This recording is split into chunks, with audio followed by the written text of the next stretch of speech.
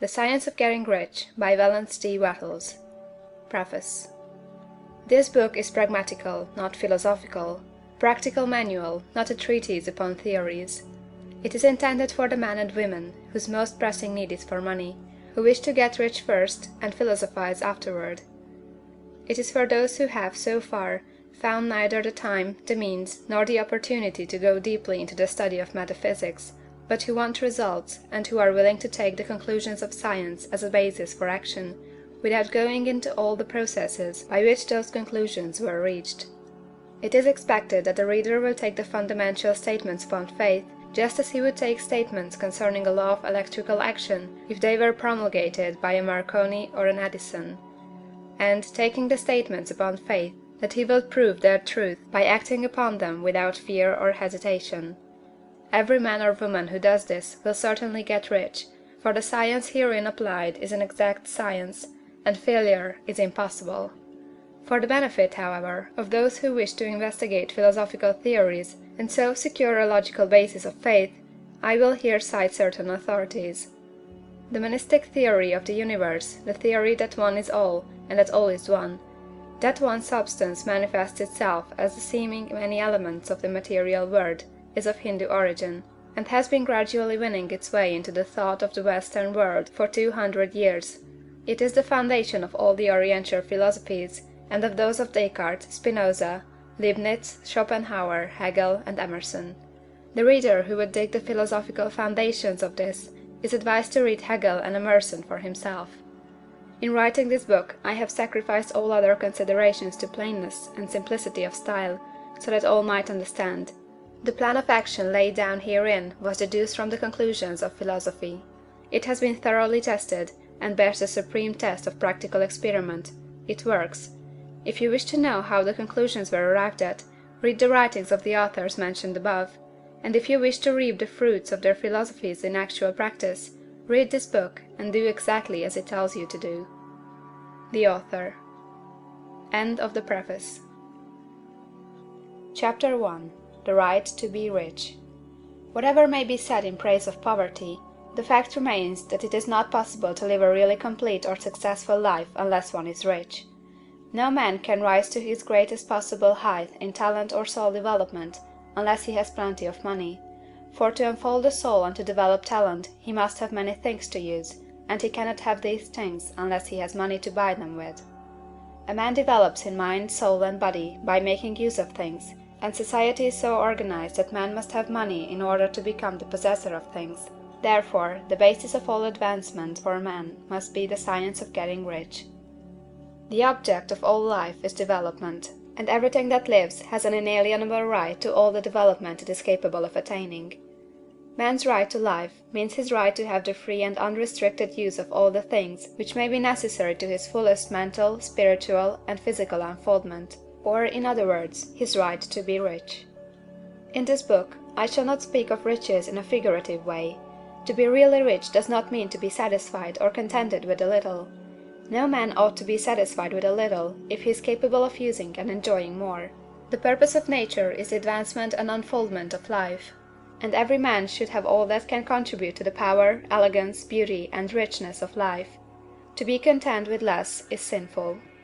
The man who owns all he wants for the living of all the life he is capable of living is rich, and no man who has not plenty of money can have all he wants. Life has advanced so far, and become so complex, that even the most ordinary man or woman requires a great amount of wealth in order to live in a manner that even approaches completeness. Every person naturally wants to become all that they are capable of becoming. This desire to realize innate possibilities is inherent in human nature. We cannot help wanting to be all that we can be. Success in life is becoming what you want to be. You can become what you want to be only by making use of things, and you can have the free use of things only as you become rich enough to buy them. To understand the science of getting rich is therefore the most essential of all knowledge. There is nothing wrong in wanting to get rich. The desire for riches is really the desire for a richer, fuller, and more abundant life, and that desire is praiseworthy. The man who does not desire to live more abundantly is abnormal, and so the man who does not desire to have money enough to buy all he wants is abnormal.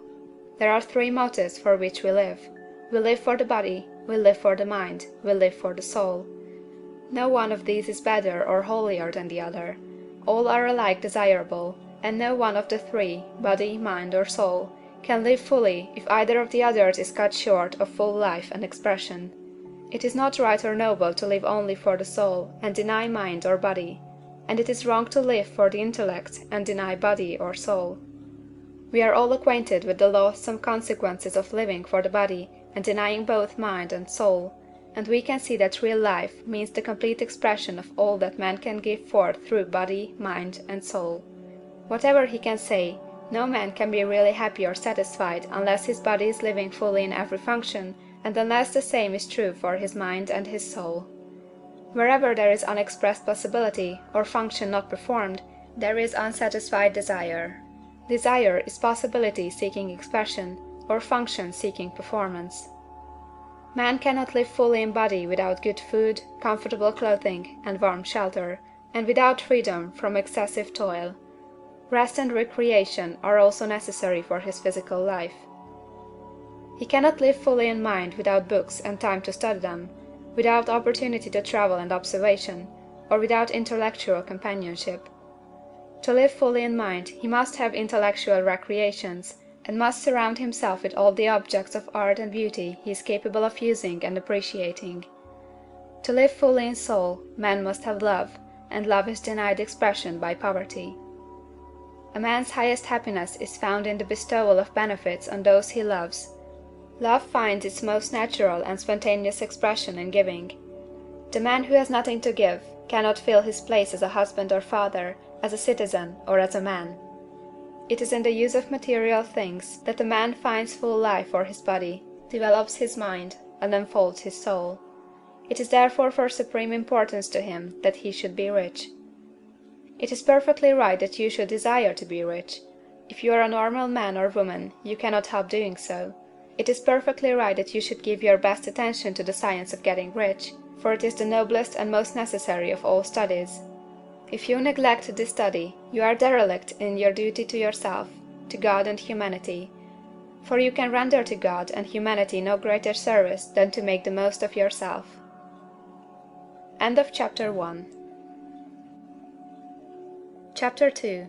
There is a Science of Getting Rich. There is a science of getting rich, and it is an exact science, like algebra or arithmetic. There are certain laws which govern the process of acquiring riches. Once these laws are learned and obeyed by any man, he will get rich with mathematical certainty. The ownership of money and property comes as a result of doing things in a certain way. Those who do things in this certain way, whether on purpose or accidentally, get rich, while those who do not do things in this certain way, no matter how hard they work, or how able they are, remain poor. It is a natural law that like causes always produce like effects, and therefore any man or woman who learns to do things in this certain way will infallibly get rich. That the above statement is true is shown by the following facts. Getting rich is not a matter of environment, for, if it were, all the people in certain neighborhoods would become wealthy, the people of one city would be all rich, while those of other towns would all be poor, or the inhabitants of one state would roll in wealth, while those of an adjoining state would be in poverty. But everywhere we see rich and poor living side by side, in the same environment, and often engaged in the same vocations. When two men are in the same locality, and in the same business, and one gets rich while the other remains poor, it shows that getting rich is not primarily a matter of environment. Some environments may be more favorable than others, but when two men in the same business are in the same neighborhood, and one gets rich while the other fails, it indicates that getting rich is a result of doing things in a certain way. And further, the ability to do things in this certain way is not due solely to the possession of talent, for many people who have great talent remain poor, while others who have very little talent get rich. Studying the people who have got rich, we find that they are an average lot in all respects, having no greater talents or abilities than other men. It is evident that they do not get rich because they possess talents or abilities that other men have not, but because they happen to do things in a certain way. Getting rich is not the result of saving or thrift. Many very penurious people are poor, while free spenders often get rich. nor is getting rich due to doing things which others fail to do, for two men in the same business often do almost exactly the same things, and one gets rich while the other remains poor or becomes bankrupt. From all these things, we must come to the conclusion that getting rich is the result of doing things in a certain way. If getting rich is the result of doing things in a certain way, and if like causes always produce like effects, then any man or woman who can do things in that way can become rich, and the whole matter is brought within the domain of exact science. The question arises here, whether this certain way may not be so difficult that only a few may follow it. This cannot be true, as we have seen, so far as natural ability is concerned. Talented people get rich, and blockheads get rich. Intellectually brilliant people get rich, and very stupid people get rich. Physically strong people get rich, and weak and sickly people get rich. Some degree of ability to think and understand is, of course, essential. But in so far natural ability is concerned, any man or woman who has sense enough to read and understand these words can certainly get rich. Also, we have seen that it is not a matter of environment.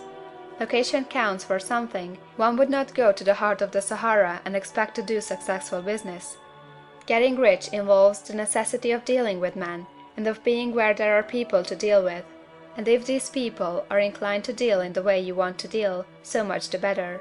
But that is about as far as environment goes. If anybody else in your town can get rich, so can you. And if anybody else in your state can get rich, so can you. Again, it is not a matter of choosing some particular business or profession. People get rich in every business and in every profession, while their next-door neighbors on the same vocation remain in poverty. It is true that you will do best in a business which you like, and which is congenial to you. And if you have certain talents which are well developed, you will do best in a business which calls for the exercise of those talents. Also, you will do best in a business which is suited to your locality. An ice cream parlor would do better in a warm climate than in Greenland, and a salmon fishery would succeed better in the Northwest than in Florida, where there are no salmon. But, aside from these general limitations, getting rich is not dependent upon your engaging in some particular business, but upon your learning to do things in a certain way. If you are now in business and everybody else in your locality is getting rich in the same business while you are not getting rich, it is because you are not doing things in the same way that the other person is doing them. No one is prevented from getting rich by lack of capital. True, as you get capital the increase becomes more easy and rapid, but one who has capital is already rich, and does not need to consider how to become so. No matter how poor you may be, if you begin to do things in a certain way, you will begin to get rich, and you will begin to have capital. The getting of capital is a part of the process of getting rich, and it is a part of the result which invariably follows the doing of things in a certain way. You may be the poorest man on the continent, and be deeply in debt. You may have neither friends, influence, nor resources, but if you begin to do things in this way, you must infallibly begin to get rich, for like causes must produce like effects. If you have no capital, you can get capital. If you are in the wrong business, you can get into the right business. If you are in the wrong location, you can go to the right location, and you can do so by beginning in your present business and in your present location to do things in the certain way which causes success. End of Chapter 2. Chapter 3. Is opportunity monopolized? No man is kept poor because opportunity has been taken away from him, because other people have monopolized the wealth and have put a fence around it. You may be shut off from engaging in business in certain lines, but there are other channels open to you. Probably it would be hard for you to get control of any of the great railroad systems. That field is pretty well monopolized. But the electric railway business is still in its infancy, and offers plenty of scope for enterprise. And it will be but a few years until traffic and transportation through the air will become a great industry, and in all its branches will give employment to hundreds of thousands and perhaps to millions of people. Why not turn your attention to the development of aerial transportation, instead of competing with J. Hill and others for a chance in the steam railway world? It is quite true that if you are a workman in the employ of the Steel Trust, you have very little chance of becoming the owner of the plant in which you work.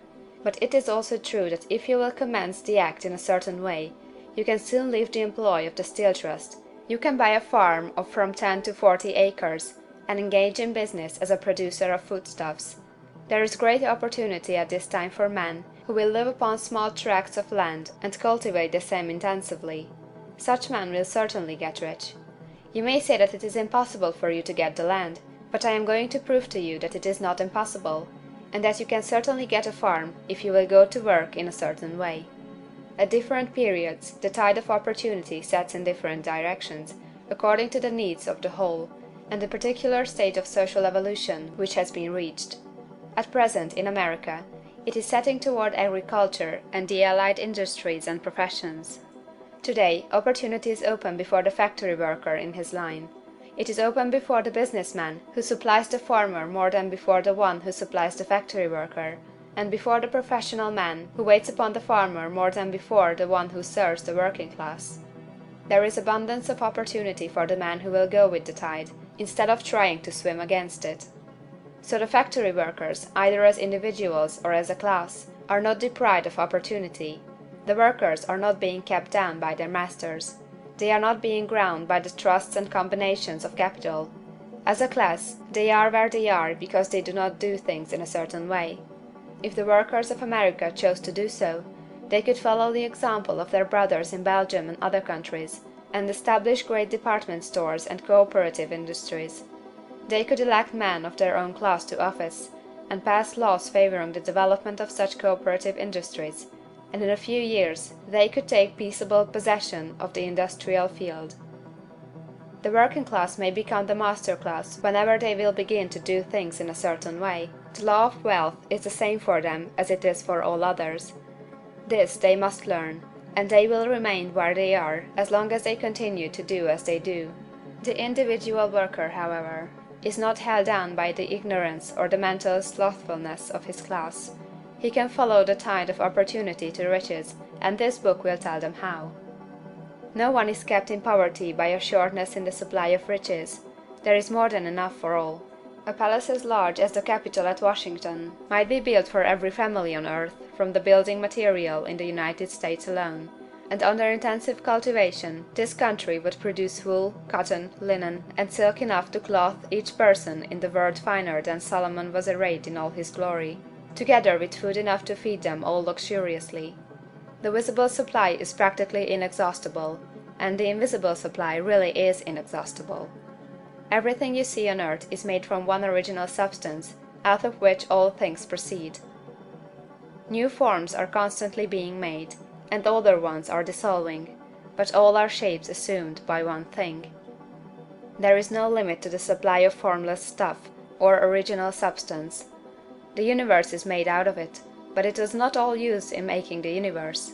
The spaces in, through, and between the forms of the visible universe are permeated and filled with the original substance, with the formless stuff, with the raw material of all things.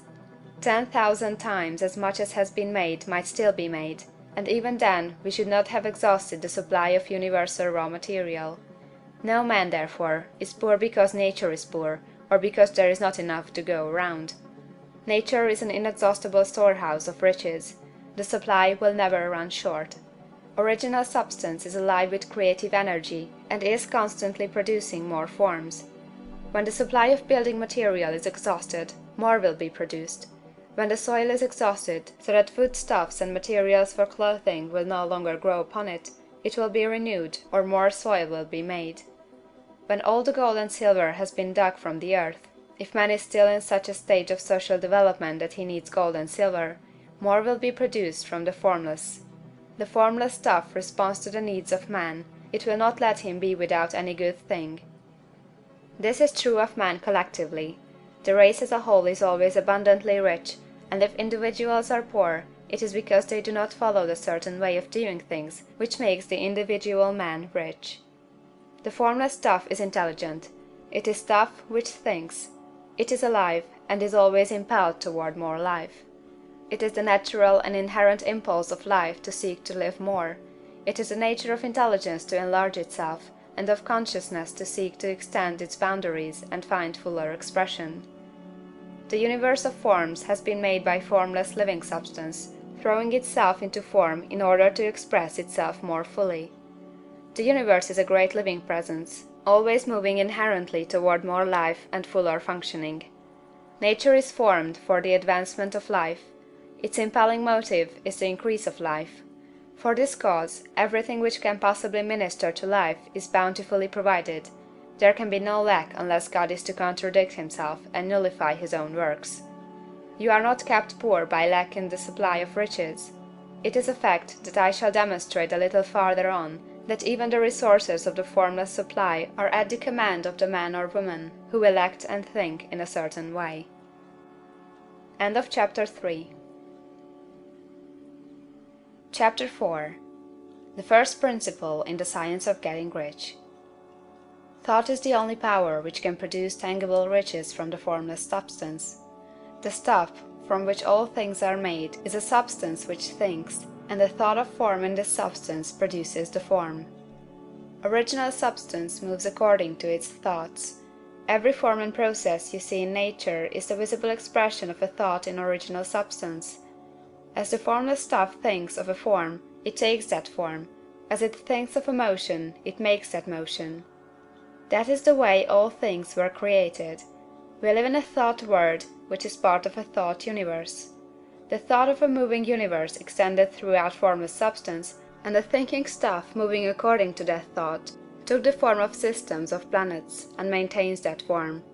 Thinking substance takes the form of its thought, and moves according to the thought. Holding the idea of a circling system of suns and worlds, it takes the form of these bodies, and moves them as it thinks. Thinking the form of a slow-growing oak tree, it moves accordingly, and produces the tree, though centuries may be required to do the work. In creating, the formless seems to move according to the lines of motion it has established. The thought of an oak tree does not cause the instant formation of a full-grown tree, but it does start in motion the forces which will produce the tree along established lines of growth. Every thought of form, held in thinking substance, causes the creation of the form, but always, or at least generally, along lines of growth and action already established. The thought of a house of a certain construction, if it were impressed upon formless substance, might not cause the instant formation of the house, but it would cause the turning of creative energies already working in trade and commerce into such channels as to result in the speedy building of the house. And if there were no existing channels through which the creative energy could work, then the house would be formed directly from primal substance, without waiting for the slow processes of the organic and inorganic world. No thought of form can be impressed upon original substance without causing the creation of the form. Man is a thinking centre, and can originate thought. All the forms that man fashions with his hands must first exist in his thought. He cannot shape a thing until he has thought that thing. And so far man has confined his efforts wholly to the work of his hands. He has applied manual labor to the world of forms, seeking to change or modify those already existing. He has never thought of trying to cause the creation of new forms by impressing his thoughts upon formless substance. When man has a thought form, he takes material from the forms of nature, and makes an image of the form which is in his mind.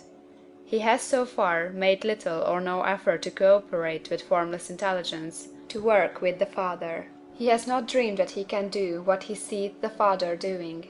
Man reshapes and modifies existing forms by manual labor.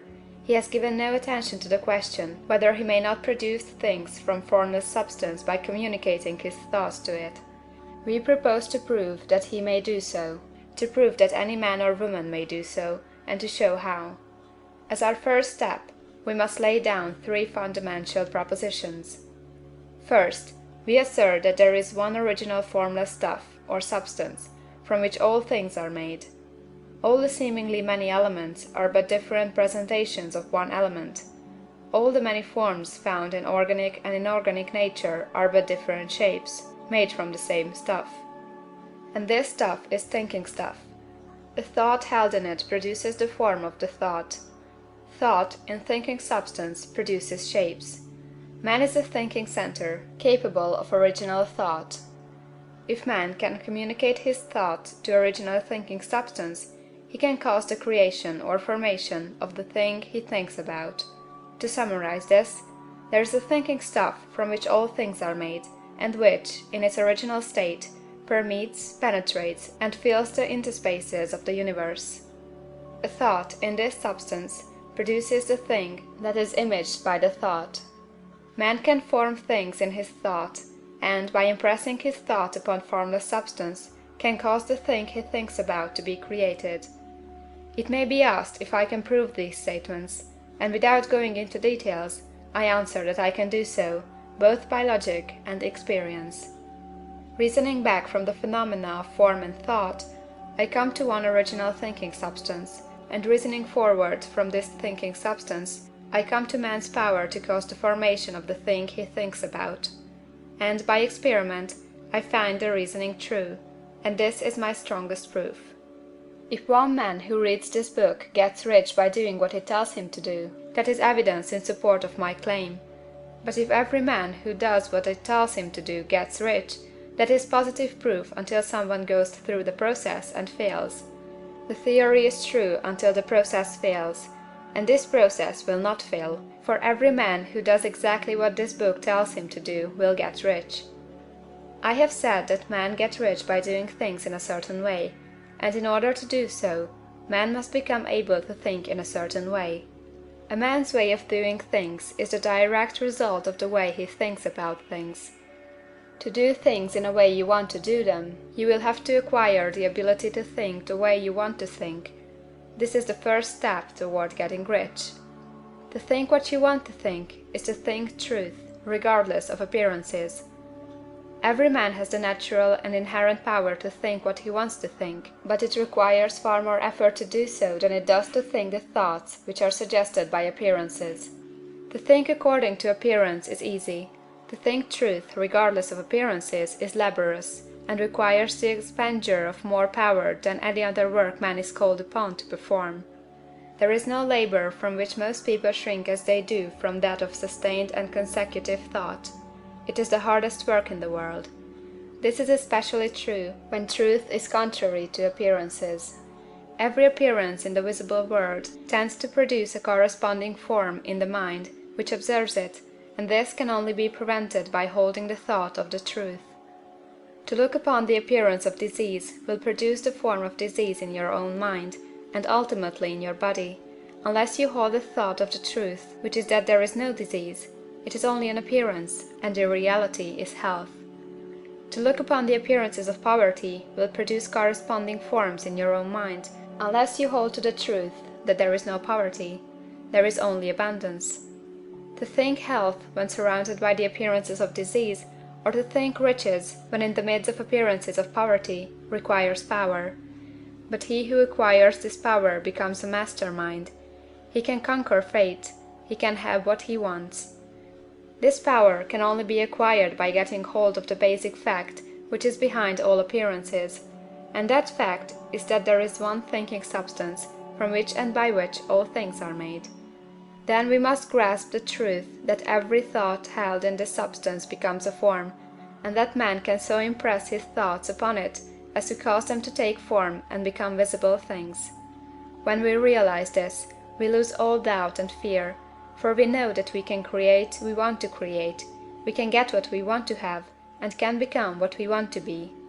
As a first step toward getting rich, you must believe the three fundamental statements given previously in this chapter, and in order to emphasize them, I repeat them here. There is a thinking stuff from which all things are made, and which, in its original state, permeates, penetrates, and fills the interspaces of the universe. A thought, in this substance, produces the thing that is imaged by the thought. Man can form things in his thought, and, by impressing his thought upon formless substance, can cause the thing he thinks about to be created. You must lay aside all other concepts of the universe than this monistic one, and you must dwell upon this until it is fixed in your mind, and has become your habitual thought. Read these creed statements over and over again, fix every word upon your memory, and meditate upon them until you firmly believe what they say. If a doubt comes to you, cast it aside as a sin. Do not listen to arguments against this idea. Do not go to churches or lectures where a contrary concept of things is taught or preached. Do not read magazines or books which teach a different idea.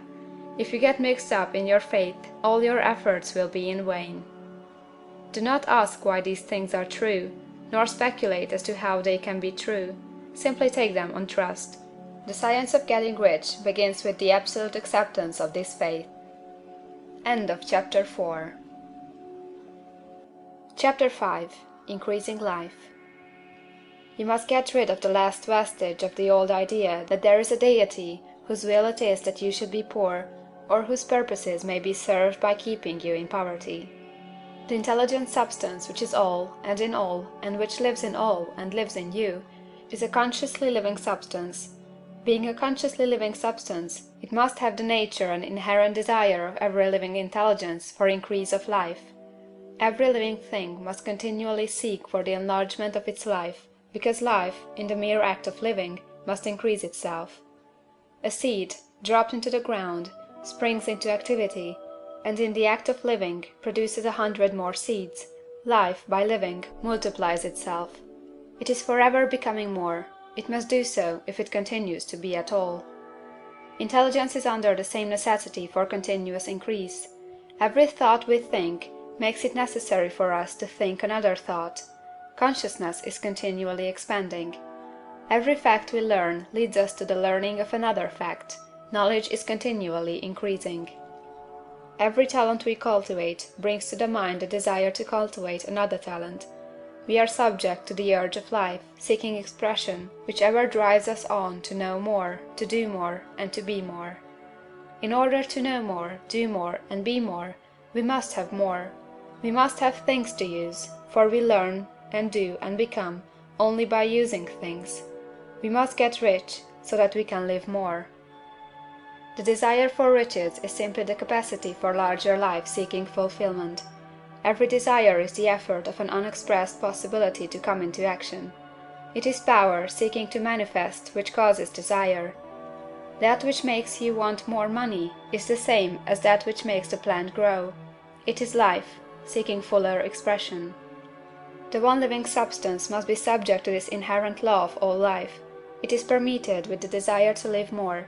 That is why it is under the necessity of creating things.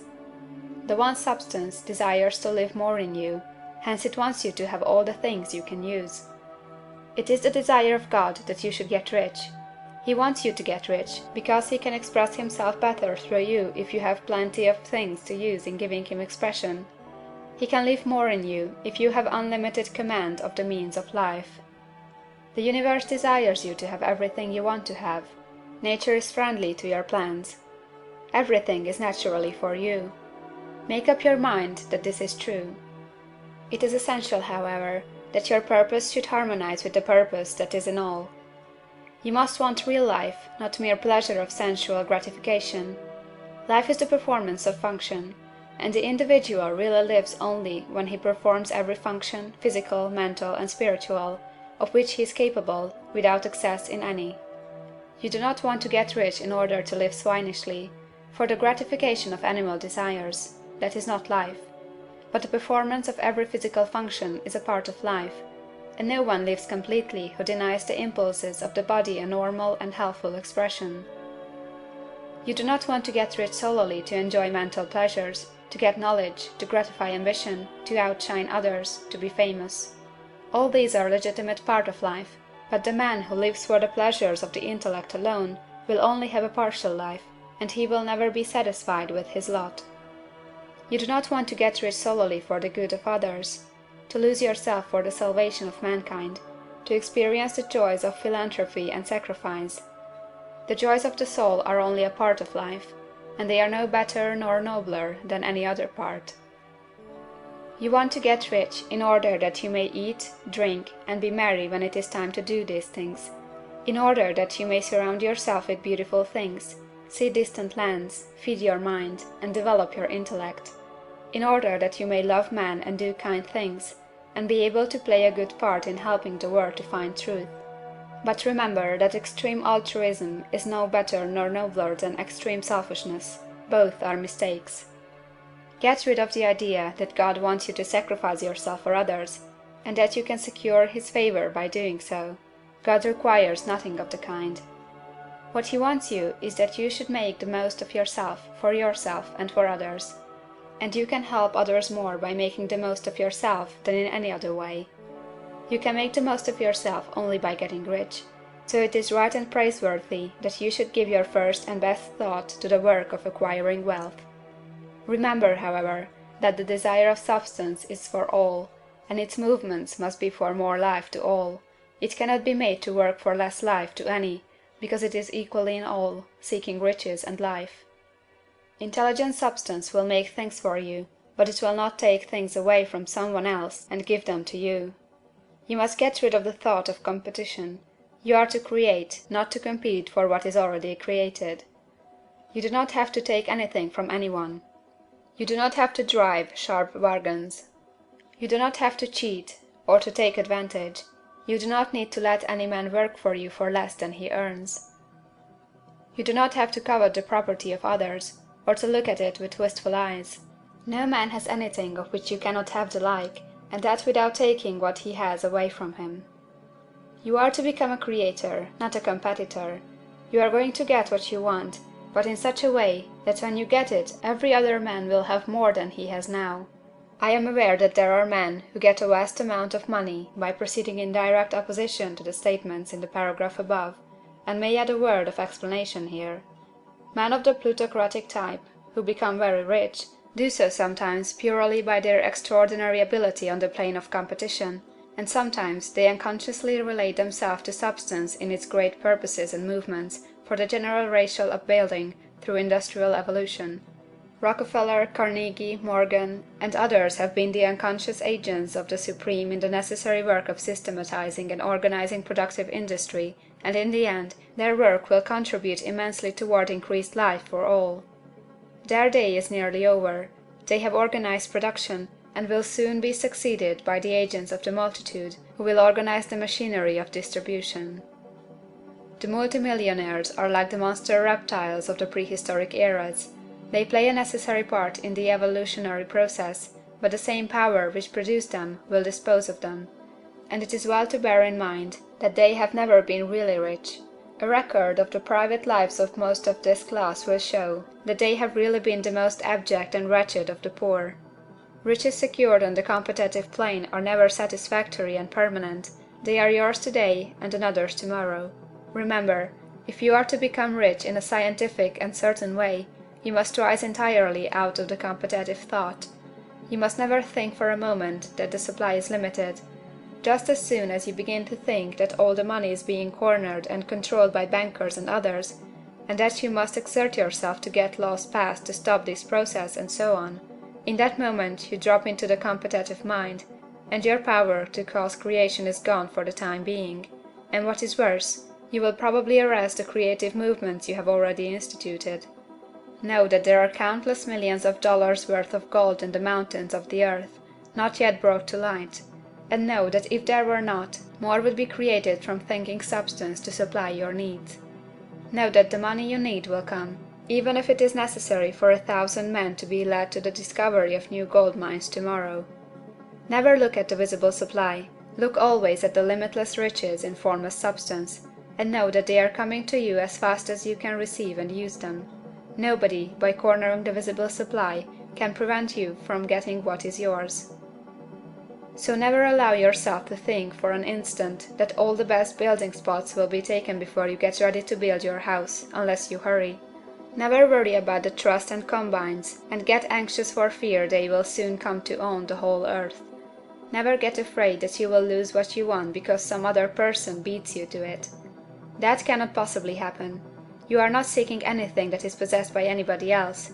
You are causing what you want to be created from formless substance, and the supply is without limits. Stick to the formulated statement. There is a thinking stuff from which all things are made, and which, in its original state, permeates, penetrates, and fills the interspaces of the universe. A thought, in this substance, produces the thing that is imaged by the thought. Man can form things in his thought, and, by impressing his thought upon formless substance, can cause the thing he thinks about to be created. End of Chapter 5. Chapter 6. How Riches Come to You. When I say that you do not have to drive sharp bargains, I do not mean that you do not have to drive any bargains at all, or that you are above the necessity for having any dealings with your fellow men. I mean that you will not need to deal with them unfairly. You do not have to get something for nothing, but can give to every man more than you take from him. You cannot give every man more in cash market value than you take from him, but you can give him more in use value than the cash value of the thing you take from him. The paper, ink, and other material in this book may not be worth the money you pay for it, but if the ideas suggested in it bring you thousands of dollars, you have not been wronged by those who sold it to you. They have given you a great use value for a small cash value. Let us suppose that I own a picture by one of the greatest artists, which, in any civilized community, is worth thousands of dollars. I take it to Baffin Bay, and by salesmanship induce an Eskimo to give a bundle of furs worth $500 for it. I have really wronged him, for he has no use for the picture. It has no use value to him. It will not add to his life. But suppose I give him a gun, worth $50 for his furs. Then he has made a good bargain. He has use for the gun. It will get him many more furs and much food. It will add to his life in every day. It will make him rich. When you rise from the competitive to the creative plane, you can scan your business transactions very strictly, and if you are selling any man anything which does not add more to his life than the thing he gives you in exchange, you can afford to stop it. You do not have to beat anybody in business. And if you are in a business which does beat people, get out of it at once. Give every man more in use value than you take from him in cash value. Then you are adding to the life of the world by every business transaction. If you have people working for you, you must take from them more cash value than you pay them in wages. But you can so organize your business that it will be filled with the principle of advancement, and so that each employee who wishes to do so may advance a little every day. You can make your business do for your employees what this book is doing for you. You can so conduct your business that it will be a sort of ladder, by which every employee who will take the trouble may climb to riches himself, and given the opportunity, if he will not do so, it is not your fault. And finally, because you are to cause the creation of your riches from formless substance which permeates all your environment, it does not follow that they are to take shape from the atmosphere and come into being before your eyes. If you want a sewing machine, for instance, I do not mean to tell you that you are to impress the thought of a sewing machine on thinking substance until the machine is formed without hands, in the room where you sit or elsewhere. But if you want a sewing machine, hold the mental image of it with the most positive certainty that it is being made, or is on its way to you. After once forming the thought, have the most absolute and unquestioning faith that a sewing machine is coming. Never think of it or speak of it in any other way than as being sure to arrive. Claim it as already yours. It will be brought to you by the power of the Supreme Intelligence acting upon the minds of men. If you live in Maine, it may be that a man will be brought from Texas or Japan to engage in some transaction which will result in your getting what you want. If so, the whole matter will be as much to that man's advantage as it is to yours. Do not forget for a moment that the thinking substance is through all, in all, communicating with all, and can influence all. The desire of thinking substance for fuller life and better living has caused the creation of all the sewing machines already made, and it can cause the creation of millions more, and will, whenever men set it in motion by desire and faith, and by acting in a certain way.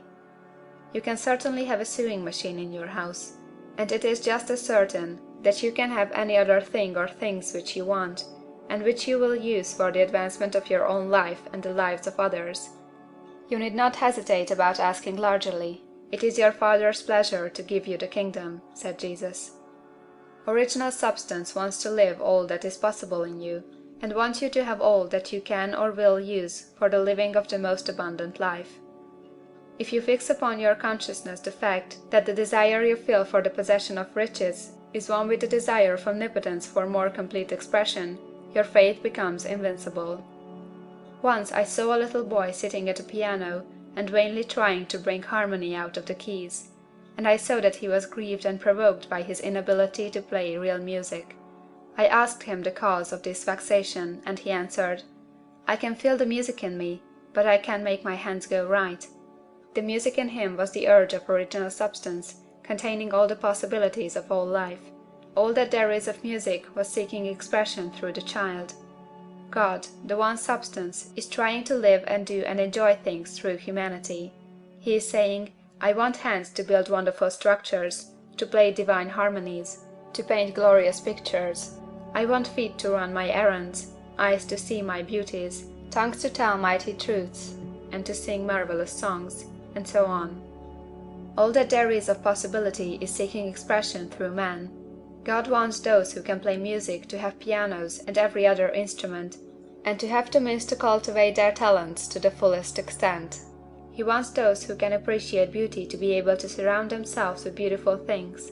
He wants those who can discern the truth to have every opportunity to travel and observe. He wants those who can appreciate dress to be beautifully clothed, and those who can appreciate good food to be luxuriously fed. He wants all these things, because it is himself that enjoys and appreciates them.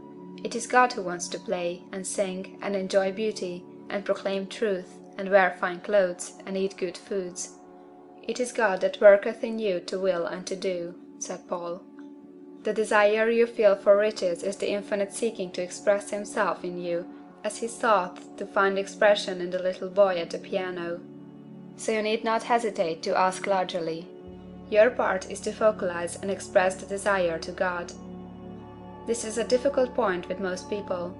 They retain something of the old idea that poverty and self-sacrifice are pleasing to God. They look upon poverty as a part of the plan, a necessity of nature. They have the idea that God has finished his work, and made all that he can make, and that the majority of men must stay poor, because there is not enough to go around. They hold so much to this erroneous thought that they feel ashamed to ask for wealth. They try not to want more than a very modest competence, just enough to make them fairly comfortable.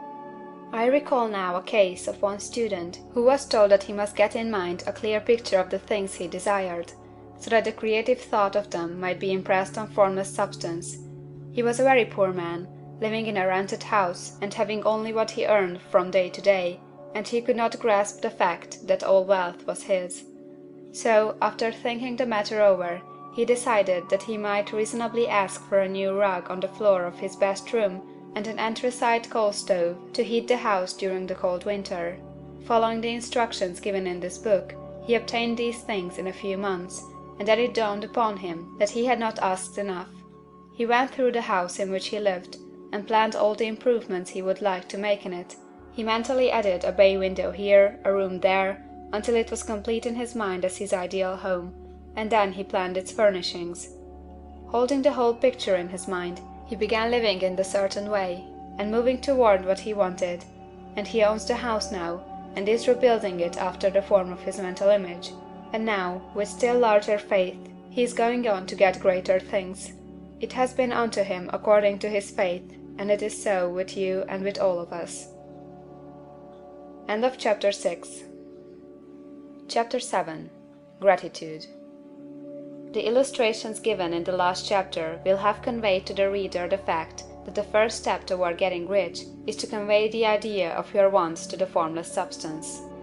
This is true, and you will see that in order to do so, it becomes necessary to relate yourself to the formless intelligence in a harmonious way. To secure this harmonious relation is a matter of such primary and vital importance that I shall give some space to its discussion here, and give you instructions which, if you will follow them, will be certain to bring you into perfect unity of mind with God. The whole process of mental adjustment and atonement can be summed up in one word: gratitude. First, you believe that there is one intelligent substance, from which all things proceed. Second, you believe that this substance gives you everything you desire. And third, you relate yourself to it by a feeling of deep and profound gratitude. Many people who order their lives rightly in all other ways are kept in poverty by their lack of gratitude. Having received one gift from God, they cut the wires which connect them with Him by failing to make acknowledgment. It is easy to understand that the nearer we live to the source of wealth, the more wealth we shall receive.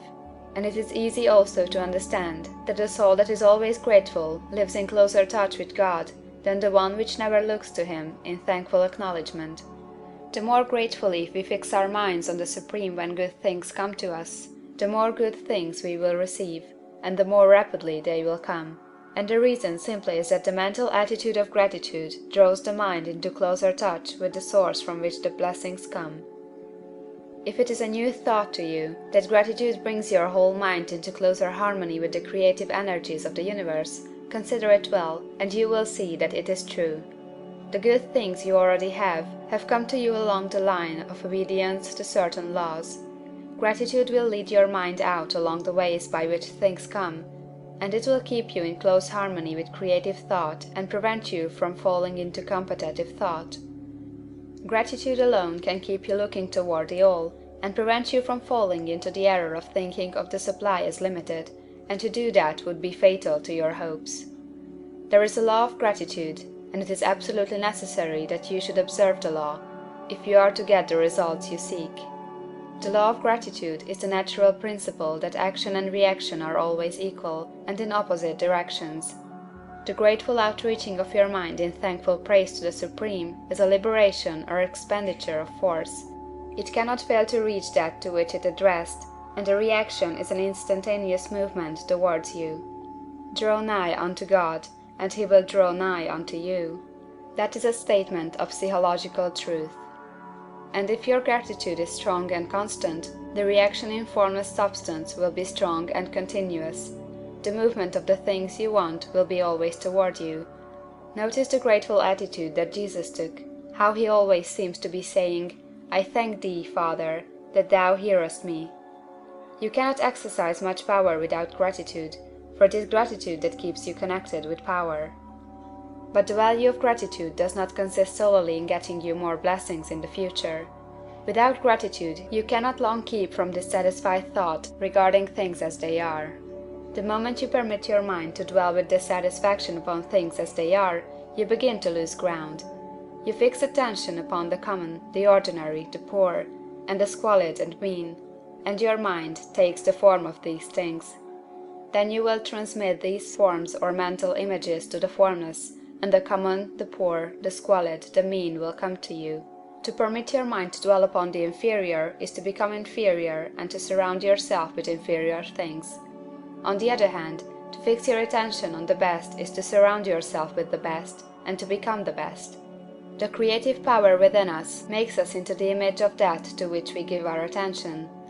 We are thinking substance, and thinking substance always takes the form of that to which it thinks about. The grateful mind is constantly fixed upon the best. Therefore, it tends to become the best. It takes the form or character of the best, and will receive the best. Also, faith is born of gratitude. The grateful mind continually expects good things, and expectation becomes faith. The reaction of gratitude upon one's own mind produces faith, and every outgoing wave of grateful thanksgiving increases faith. He who has no feeling of gratitude cannot long retain a living faith, and without a living faith you cannot get rich by the creative method, as we shall see in the following chapters. It is necessary, then, to cultivate the habit of being grateful for every good thing that comes to you, and to give thanks continuously. And because all things have contributed to your advancement, you should include all things in your gratitude. Do not waste time thinking or talking about the shortcomings or wrong actions of plutocrats or trust magnates. Their organization of the world has made your opportunity. All you get really comes to you because of them. Do not rage against corrupt politicians. If it were not for politicians, we should fall into anarchy, and your opportunity would be greatly lessened. God has worked a long time and very patiently to bring us up to where we are in industry and government, and he is going right on with his work.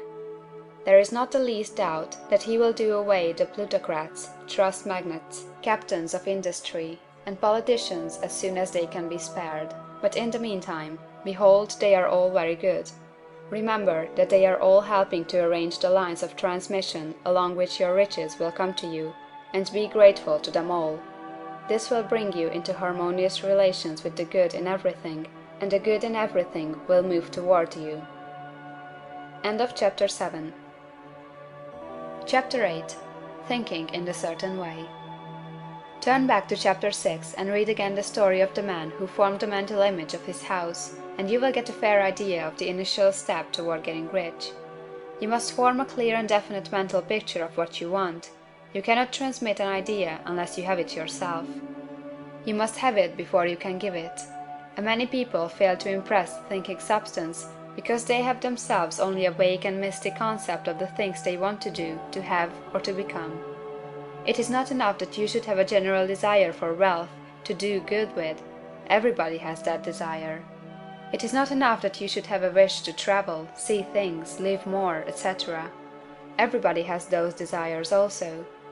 If you are going to send a wireless message to a friend, you would not send the letters of the alphabet in their order, and let him construct the message for himself, nor would you take words at random from the dictionary. You would send a coherent sentence, one which meant something. When you try to impress your wants upon substance, remember that it must be done by a coherent statement. You must know what you want, and be definite. You can never get rich or start the creative power into action by sending out unformed longings and vague desires. Go over your desires, just as the man I have described went over his house. See just what you want, and get a clear mental picture of it as you wish it to look when you get it. That clear mental picture you must have continually in mind, as the sailor has in mind the port toward which he is sailing the ship. You must keep your face toward it all the time. You must no more lose sight of it than the steersman loses sight of the compass. It is not necessary to take exercises in concentration, nor to set apart special times for prayer and affirmation, nor to go into the silence, nor to do occult stunts of any kind. These things are well enough, but all you need is to know what you want, and to want it badly enough so that it will stay in your thoughts. Spend as much your leisure time as you can in contemplating your picture, but no one needs to take exercises to concentrate his mind on a thing he really wants. It is the things you do not really care about which require effort to fix your attention upon them.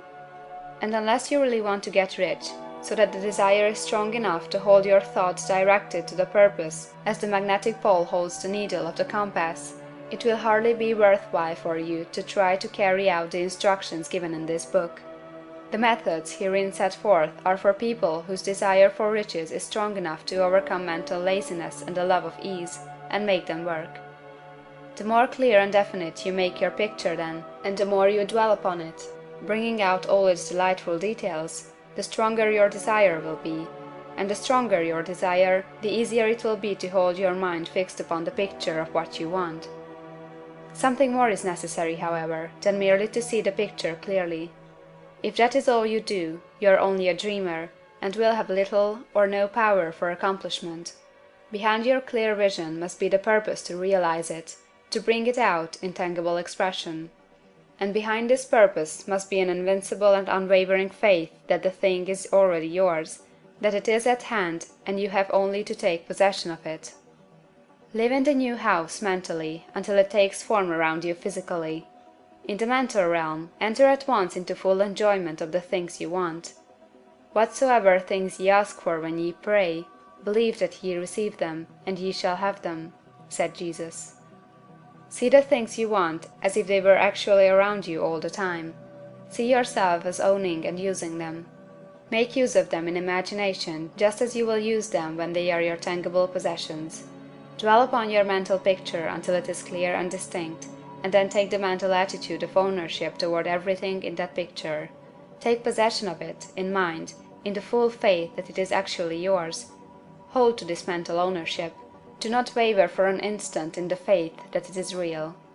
And remember what was said in the preceding chapter about gratitude.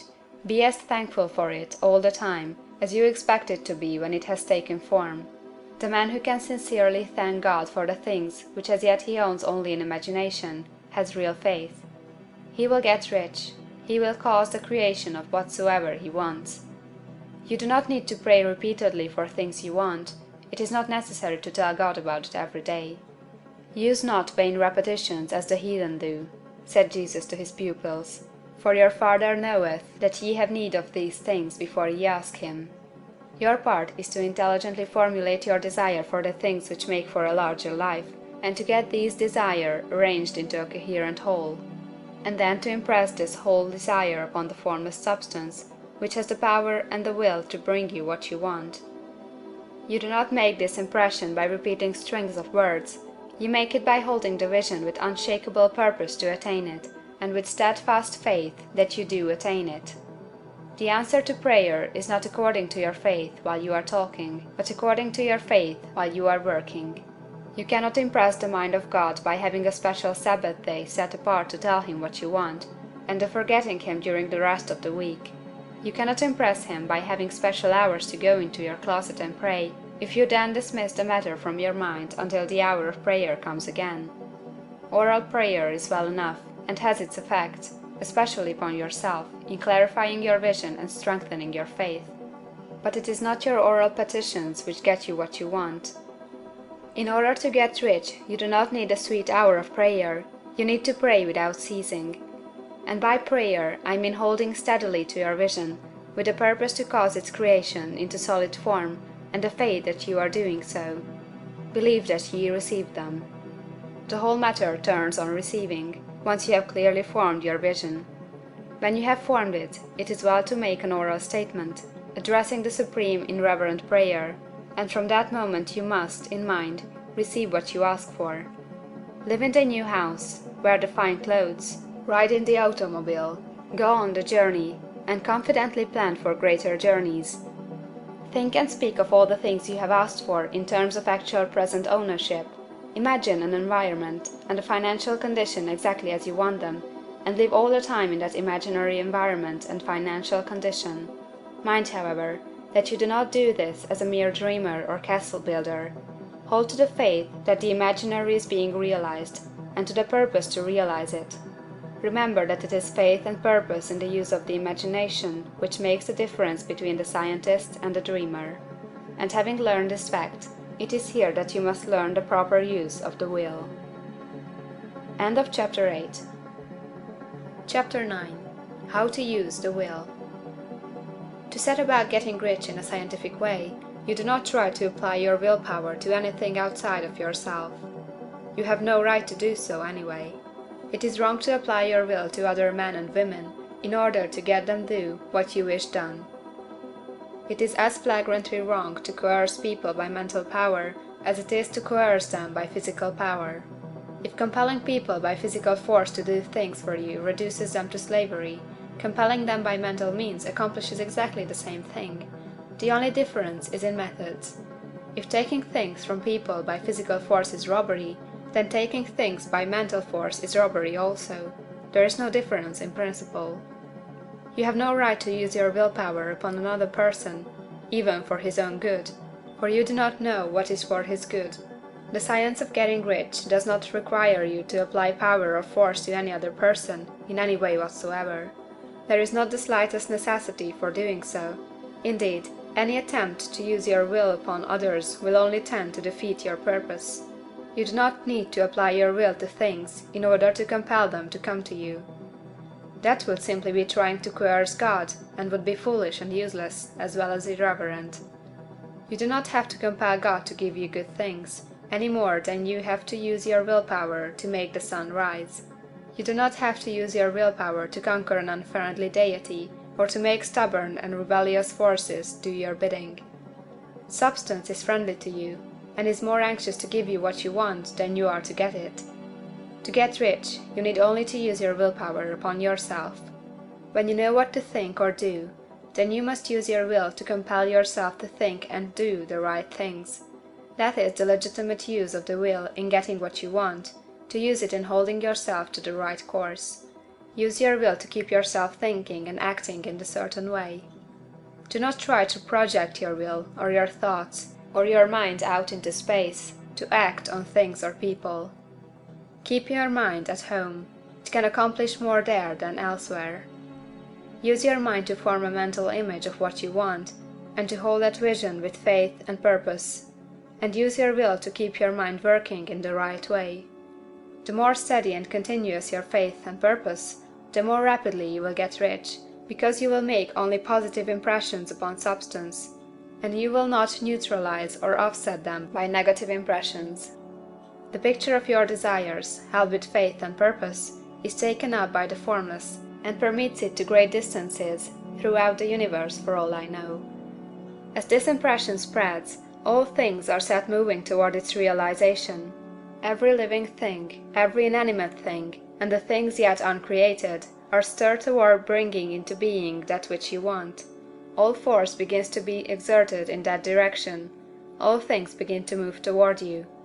The minds of people, everywhere, are influenced toward doing the things necessary to the fulfilling of your desires, and they work for you unconsciously. But you can check all this by starting a negative impression in the formless substance. Doubt or unbelief is as certain to start a movement away from you as faith and purpose are to start one toward you. It is by not understanding this that most people who try to make use of mental science in getting rich make their failure. Every hour and moment you spend in giving heed to doubts and fears, every hour you spend in worry, every hour in which your soul is possessed by unbelief, sets a current away from you in the whole domain of intelligent substance. All the promises are unto them that believe, and unto them only. Notice how insistent Jesus was upon his point of belief, and now you know the reason why. Since belief is all important, it behooves you to guard your thoughts, and as your beliefs will be shaped in a very great extent by the things you observe and think about, it is important that you should command your attention. And here the will comes into use, for it is by your will that you determine upon what things your attention shall be fixed. If you want to become rich, you must not make a study of poverty. Things are not brought into being by thinking about their opposites. Health is never to be attained by studying disease and thinking about disease. Righteousness is not to be promoted by studying sin and thinking about sin, and no one ever got rich by studying poverty and thinking about poverty. Medicine as a science of disease has increased disease, religion as science of sin has promoted sin, and economics as a study of poverty will fill the world with wretchedness and want. Do not talk about poverty, do not investigate it or concern yourself with it. Never mind what its causes are. You have nothing to do with them. What concerns you is the cure. Do not spend your time in charitable work or charity movements. All charity only tends to perpetuate the wretchedness it aims to eradicate. I do not say that you should be hard-hearted or unkind, and refuse to hear the cry of need. But you must not try to eradicate poverty in any of the conventional ways. Put poverty behind you, and put all that pertains to it behind you, and make good. Get rich, that is the best way you can help the poor. And you cannot hold the mental image which is to make you rich, if you fill your mind with pictures of poverty. Do not read books or papers which give you circumstantial accounts of the wretchedness of the tenement dwellers, of the horrors of child labor, and so on. Do not read anything which fills your mind with gloomy images of want and suffering. You cannot help the poor in the least by knowing about these things, and the widespread knowledge of them does not tend to all to do away with poverty. What tends to do away with poverty is not the getting of pictures of poverty into your mind, but getting pictures of wealth into the minds of the poor. You are not deserting the poor in their misery when you refuse to allow your mind to be filled with pictures of that misery. Poverty can be done away with, not by increasing the number of well-to-do people to think about poverty, but by increasing the number of poor people who purpose with faith to get rich. The poor do not need charity, they need inspiration. Charity only sends them a loaf of bread to keep them alive in their wretchedness, or gives them an entertainment to make them forget for an hour or two, but inspiration will cause them to rise out of their misery. If you want to help the poor, demonstrate to them that they can become rich. Prove it by getting rich yourself. The only way in which poverty will ever be banished from this world is by getting a large and constantly increasing number of people to practice the teaching of this book. People must be taught to become rich by creation, not by competition.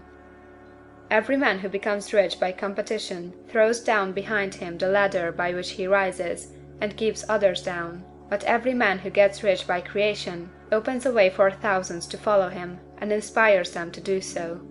You are not showing hardness of heart or an unfeeling disposition when you refuse to pity poverty, see poverty, read about poverty, or think and talk about it, or to listen to those who do talk about it.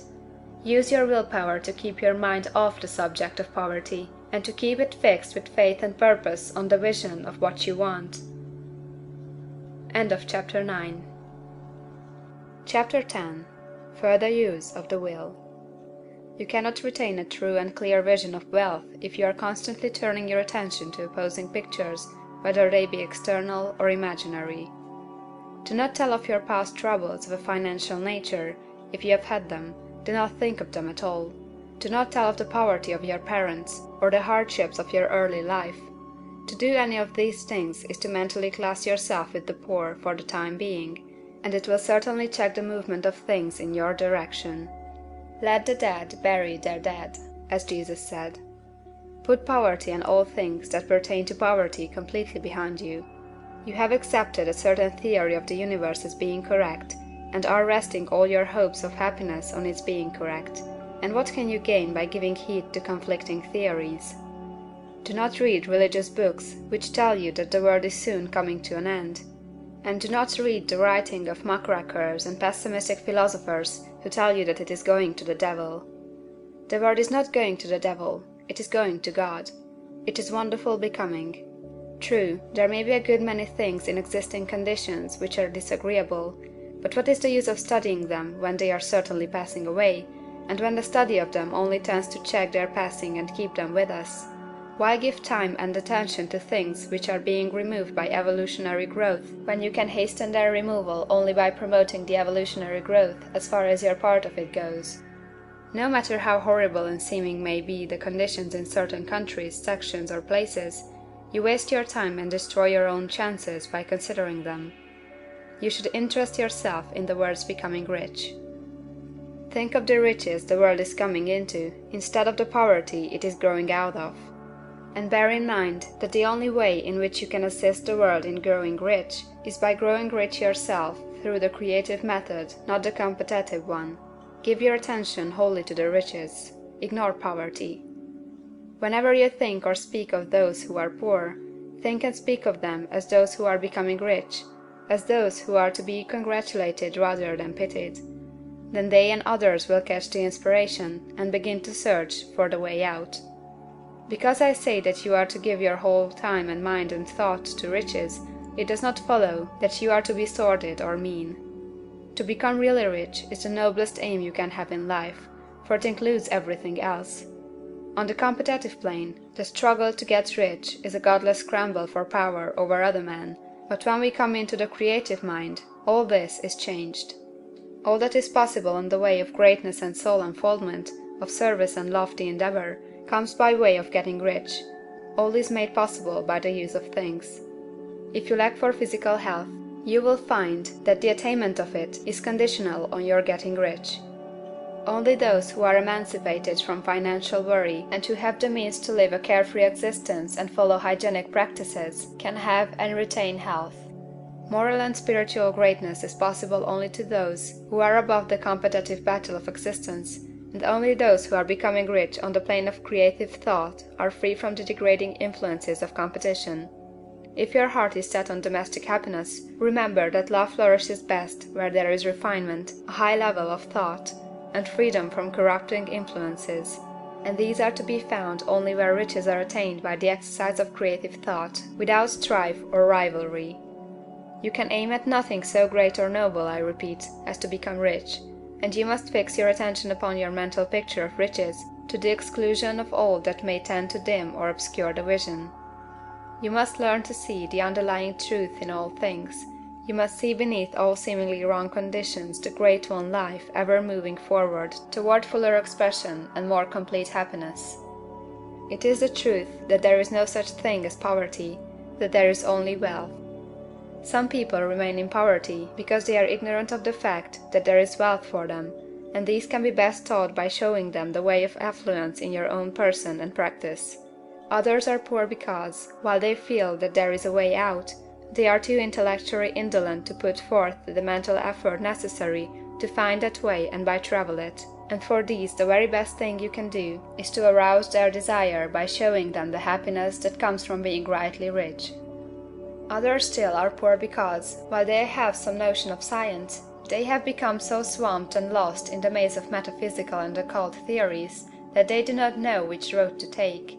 They try a mixture of many systems and fail in all.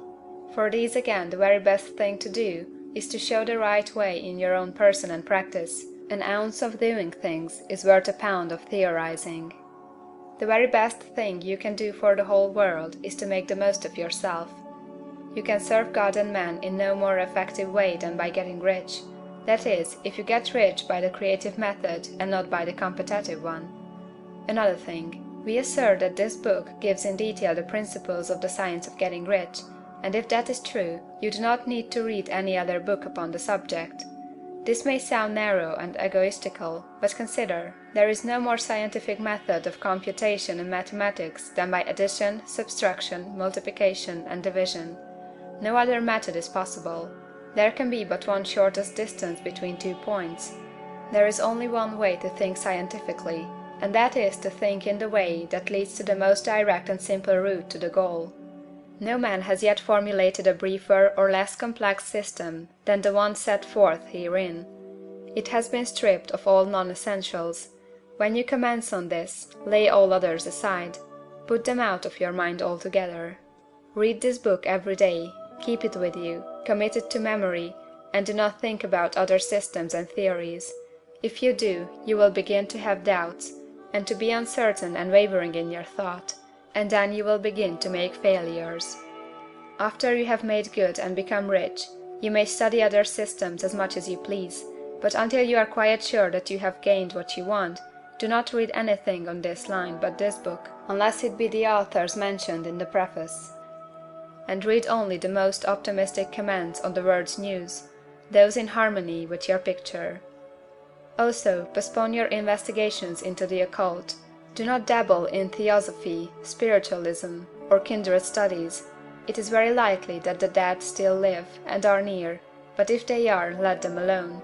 Mind your own business. Wherever the spirits of the dead may be, they have their own work to do and their own problems to solve, and we have no right to interfere with them. We cannot help them, and it is very doubtful whether they can help us, or whether we have any right to trespass upon their time if they can. Let the dead and the hereafter alone, and solve your own problem, get rich.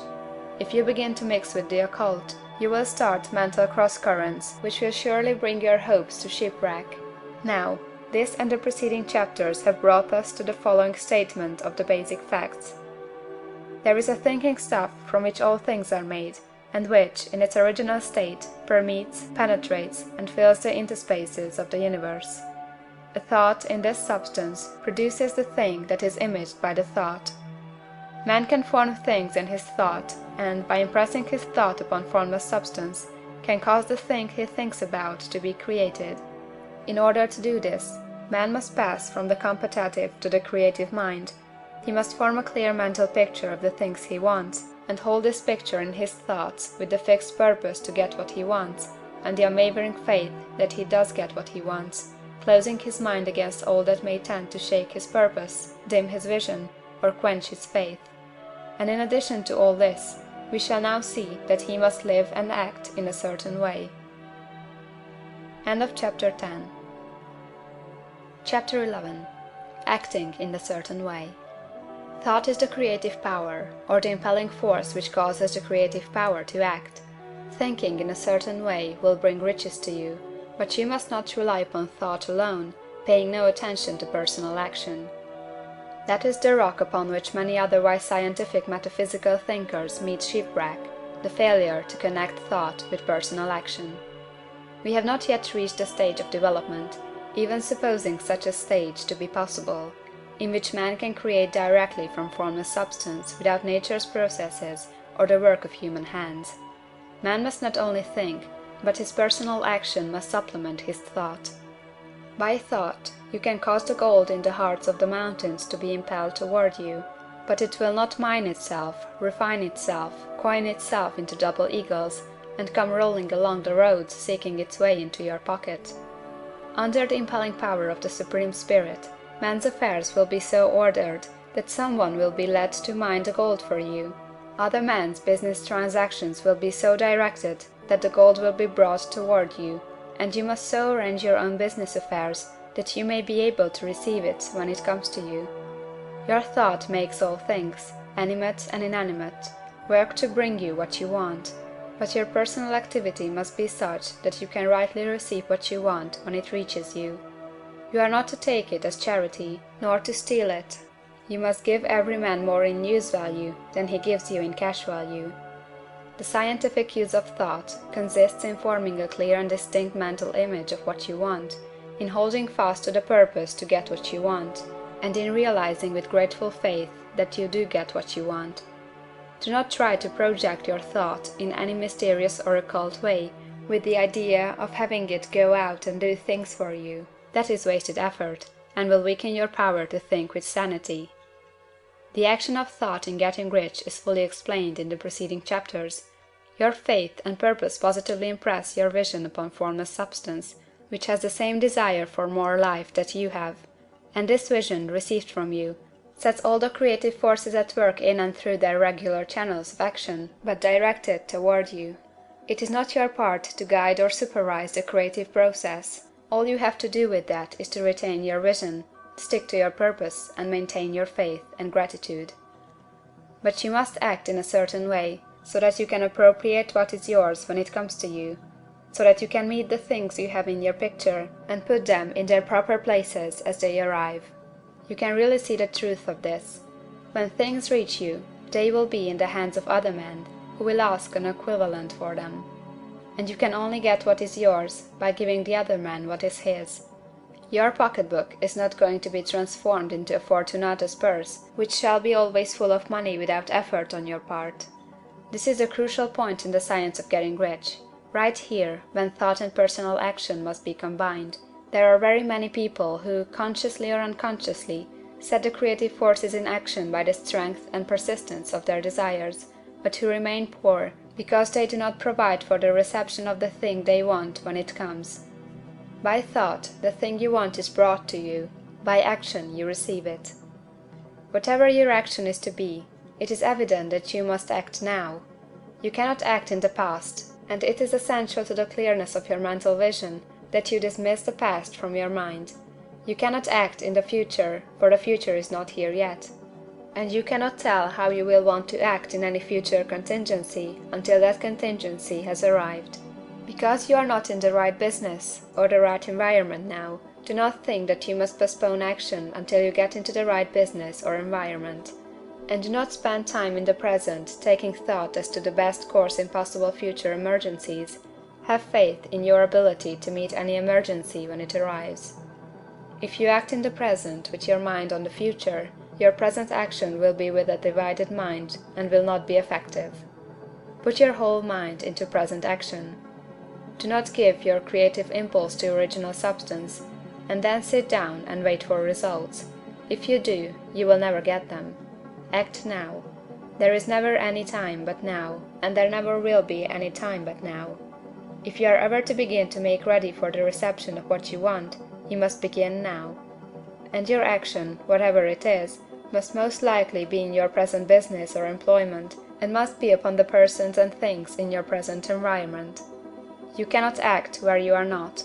You cannot act where you have been, and you cannot act where you are going to be. You can act only where you are. Do not bother as to whether yesterday's work was well done or ill done. Do today's work well. Do not try to do tomorrow's work now. There will be plenty of time to do that when you get to it. Do not try, by occult or mystical means, to act on people or things that are out of your reach. Do not wait for a change of environment before you act.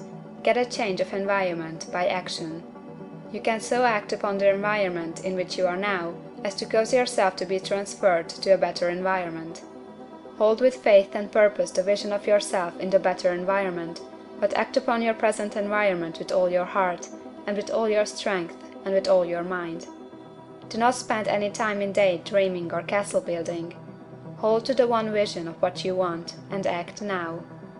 Do not cast about seeking some new thing to do, or some strange, unusual, or remarkable action to perform as a first step toward getting rich. It is probable that your actions, at least for some time to come, will be those you have been performing for some time past.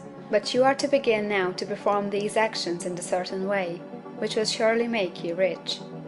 If you are engaged in some business, and feel that it is not the right one for you, do not wait until you get into the right business before you begin to act. Do not feel discouraged, or sit down and lament because you are misplaced.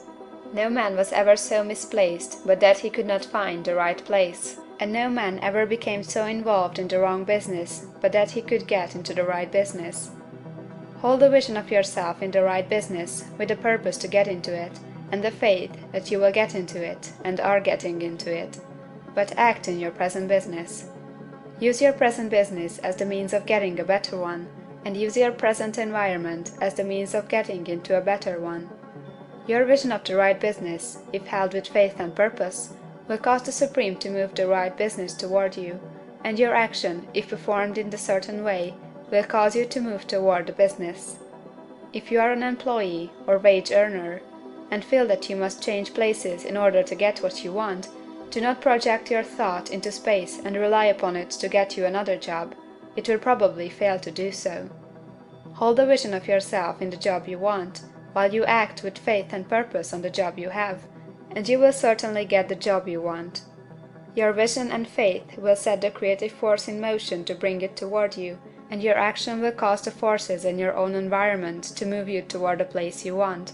In closing this chapter, we will add another statement to our syllabus. There is a thinking stuff from which all things are made, and which, in its original state, permeates, penetrates, and fills the interspaces of the universe.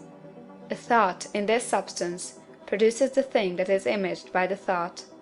Man can form things in his thought, and, by impressing his thought upon formless substance, can cause the thing he thinks about to be created. In order to do this, man must pass from the competitive to the creative mind. He must form a clear mental picture of the thing he wants, and hold this picture in his thoughts, with the fixed purpose to get what he wants, and the unwavering faith that he does get what he wants, closing his mind to all that may tend to shake his purpose, dim his vision, or quench his faith. That he may receive what he wants when it comes, man must act now upon the people and things in his present environment. End of Chapter 11. Chapter 12. Efficient Action. You must use your thought as directed in previous chapters, and begin to do what you can do where you are, and you must do all that you can do where you are. You can advance only by being larger than your present place, and no man is larger than his present place who leaves undone any of the work pertaining to that place. The world is advanced only by those who more than fill their present places. If no man quite filled his present place, you can see that there must be a going backward in everything. Those who do not quite fill their places are dead weight upon society, government, commerce, and industry. They must be carried along by others at a great expense. The progress of the world is retarded only by those who do not fill the places they are holding. They belong to a former age and a lower stage or plane of life, and their tendency is toward degeneration. No society could advance if every man was smaller than his place. Social evolution is guided by the law of physical and mental evolution. In the animal world, evolution is caused by excess of life. When an organism has more life than can be expressed in the functions of its own plane, it develops the organs of a higher plane, and a new species is originated. There never would have been new species had there not been organisms which more than filled their places. The law is exactly the same for you. Your getting rich depends upon your applying this principle to your own affairs. Every day is either a successful day or a day of failure, and it is the successful days which get you what you want. If every day is a failure, you can never get rich, while if every day is a success, you cannot fail to get rich. If there is something that may be done today, and you do not do it, you have failed in so far as that thing is concerned, and the consequences may be more disastrous than you can imagine. You cannot foresee the results of even the most trivial act. You do not know the workings of all the forces that have been set moving in your behalf. Much may be depending on your doing some simple act. It may be the very thing which is to open the door of opportunity to very great possibilities. You can never know all the combinations which Supreme Intelligence is making for you in the world of things and of human affairs. Your neglect or failure to do some small thing may cause a long delay in getting what you want. Do, every day, all that can be done that day. There is, however, a limitation or qualification of the above that you must take into account. You are not to overwork, nor to rush blindly into your business in the effort to do the greatest possible number of things in the shortest possible time. You are not to try to do tomorrow's work today, nor to do a week's work in a day. It is really not the number of things you do, but the efficiency of each separate action that counts. Every act is, in itself, either a success or a failure. Every act is, in itself, either effective or inefficient. Every inefficient act is a failure, and if you spend your life in doing inefficient acts, your whole life will be a failure. The more things you do, the worse is for you, if all your acts are inefficient ones. On the other hand, every efficient act is a success in itself, and if every act of your life is an efficient one, your whole life must be a success. The cause of failure is doing too many things in an inefficient manner and not doing enough things in an efficient manner. You will see that it is a self-evident proposition that if you do not do any inefficient acts, and if you do a sufficient number of efficient acts, you will become rich. If now it is possible for you to make each act an efficient one, you see again that the getting of riches is reduced to an exact science like mathematics. The matter turns then on the questions whether you can make each separate act a success in itself, and this you can certainly do. You can make each act a success, because all power is working with you, and all power cannot fail. Power is at your service, and to make each act efficient, you have only to put power into it.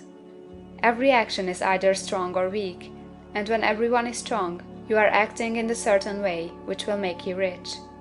Every act can be made strong and efficient by holding your vision while you are doing it, and putting the whole power of your faith and purpose into it. It is at this point that people fail to separate mental power from personal action. They use the power of mind in one place and at one time, and they act in another place and at another time. So their acts are not successful in themselves. Too many of them are inefficient. But if all power goes into every act, no matter how commonplace, every act will be a success in itself.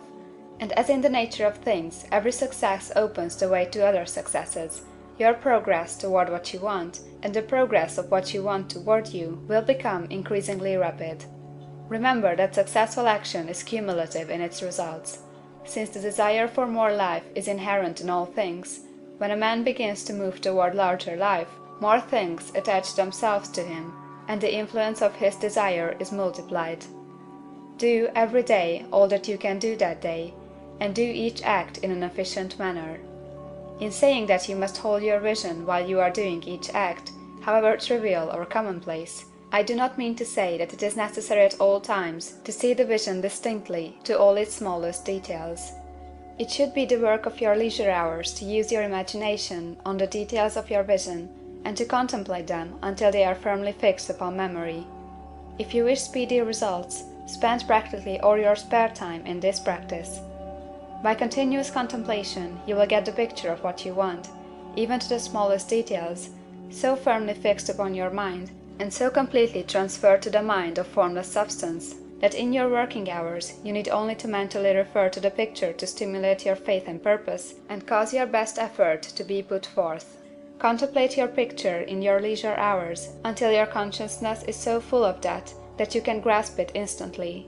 You will become so enthused in its bright promises that the mere thought of it will call forth the strongest energies of your whole being. Let us again repeat our syllabus, and by slightly changing the closing statements, bring it to the point we have now reached. There is a thinking stuff from which all things are made, and which, in its original state, permeates, penetrates, and fills the interspaces of the universe. A thought, in this substance, produces the thing that is imaged by the thought. Man can form things in his thought, and, by impressing his thought upon formless substance, can cause the thing he thinks about to be created. In order to do this, man must pass from the competitive to the creative mind. He must form a clear mental picture of the things he wants, and do, with faith and purpose, all that can be done each day, doing each separate thing in an efficient manner. End of Chapter 12. Chapter 13. Getting into the right business. Success in any particular business depends for one thing upon your possessing in a well-developed state the faculties required in that business.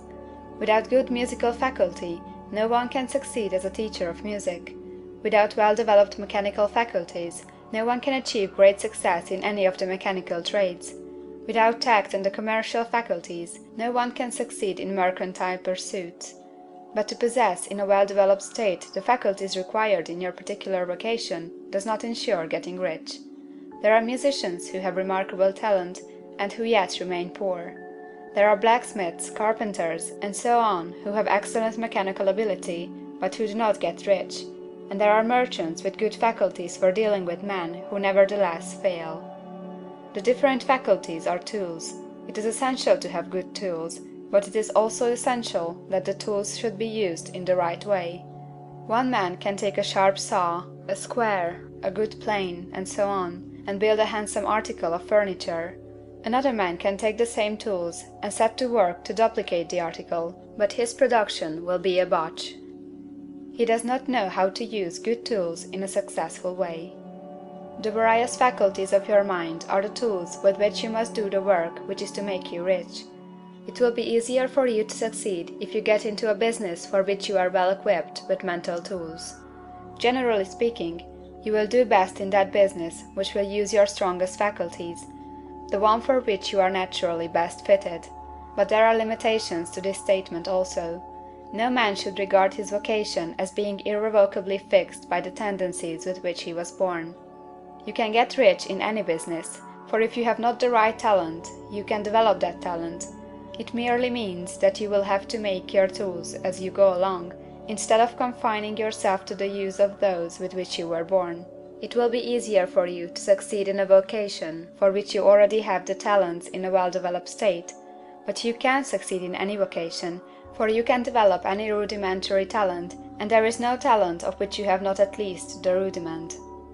You will get rich most easily in point of effort if you do that for which you are best fitted, but you will get rich most satisfactory if you do that which you want to do.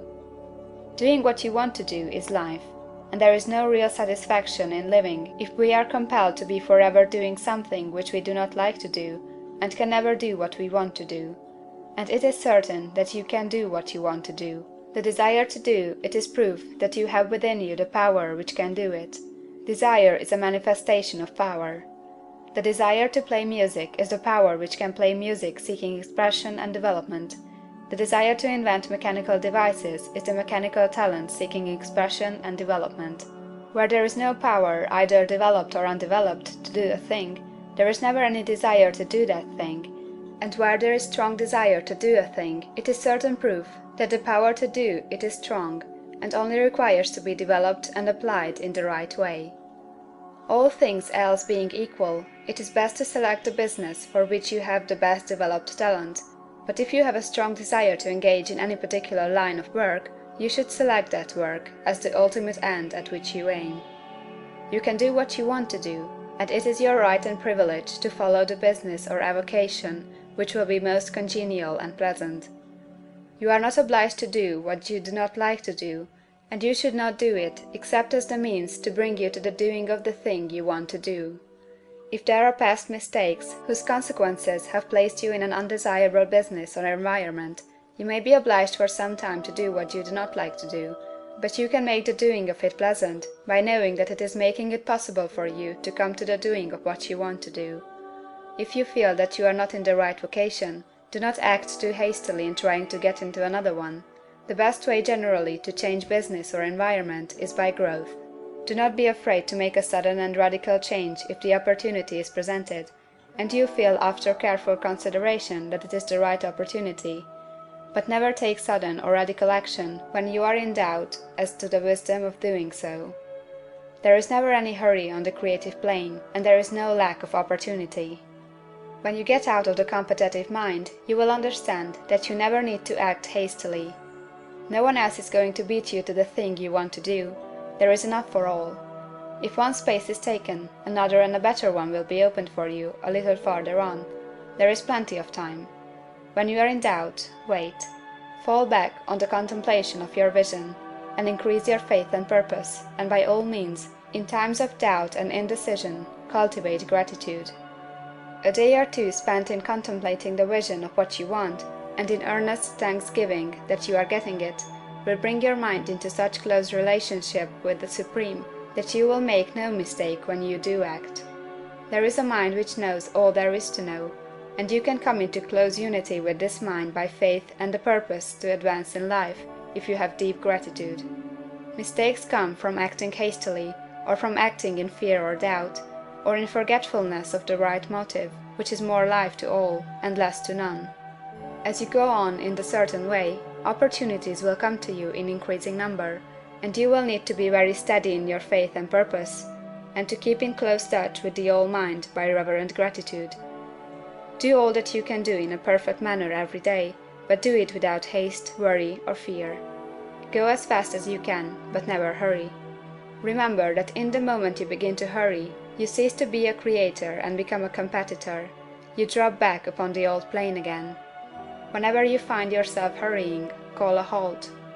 Fix your attention on the mental image of the thing you want, and begin to give thanks that you are getting it. The exercise of gratitude will never fail to strengthen your faith and renew your purpose. End of Chapter 13. Chapter 14. The Impression of Increase. Whether you charge your vocation or not, your actions for the present must be those pertaining to the business in which you are now engaged. You can get into the business you want by making constructive use of the business you are already established in, by doing your daily work in a certain way. And in so far as your business consists in dealing with other men, whether personally or by letter, the key thought of all your efforts must be to convey their minds the impression of increase. Increase is what all men and all women are seeking. It is the urge of the formless intelligence within them seeking fuller expression. The desire for increase is inherent in all nature. It is the fundamental impulse of the universe. All human activities are based on the desire for increase. People are seeking more food, more clothes, better shelter, more luxury, more beauty, more knowledge, more pleasure. Increase in something, more life. Every living thing is under this necessity for continuous advancement. Where increase of life ceases, dissolution and death set in at once. Man instinctively knows this, and hence he is forever seeking more. This law of perpetual increase is set forth by Jesus in the parable of the talents. Only those who gain more retain any. From him who hath not shall be taken away even that which he hath. The normal desire for increased wealth is not an evil or a reprehensible thing. It is simply the desire for more abundant life. It is aspiration. And because it is the deepest instinct of their natures, all men and women are attracted to him who can give them more of the means of life. In following the certain way as described in the foregoing pages, you are getting continuous increase for yourself, and you are giving it to all with whom you deal. You are a creative center, from which increase is given off to all. Be sure of this, and convey assurance of the fact to every man, woman, and child with whom you come in contact. No matter how small the transaction, even if it be only the selling of a stick of candy to a little child, put into it the thought of increase, and make sure that the customer is impressed with the thought. Convey the impression of advancement with everything you do, so that all people shall receive the impression that you are an advancing man, and that you advance all who deal with you. Even to the people whom you met in a social way, without any thought of business, and to whom you do not try to sell anything, give the thought of increase. You can convey this impression by holding the unshakable faith that you, yourself, are in the way of increase, and by letting this faith aspire, fill, and permeate every action. Do everything that you do in a firm conviction that you are an advancing personality, and that you are giving advancement to everybody. Feel that you are getting rich, and that in doing so you are making others rich, and conferring benefits on all. Do not boast or brag of your success, or talk about it unnecessarily. True faith is never boastful. Wherever you find a boastful person, you find one who is secretly doubtful and afraid.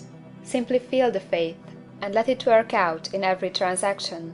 Let every act and tone and look express the quiet assurance that you are getting rich, that you are already rich. Words will not be necessary to communicate this feeling to others. They will feel the sense of increase when in your presence, and will be attracted to you again. You must so impress others that they will feel that in associating with you, they will get increase for themselves. See that you give them a use of value greater than the cash value you are taking from them. Take an honest pride in doing this, and let everybody know it, and you will have no lack of customers. People will go where they are given increase, and the Supreme, which desires increase in all and which knows all, will move toward you men and women who have never heard of you. Your business will increase rapidly, and you will be surprised at the unexpected benefits which will come to you.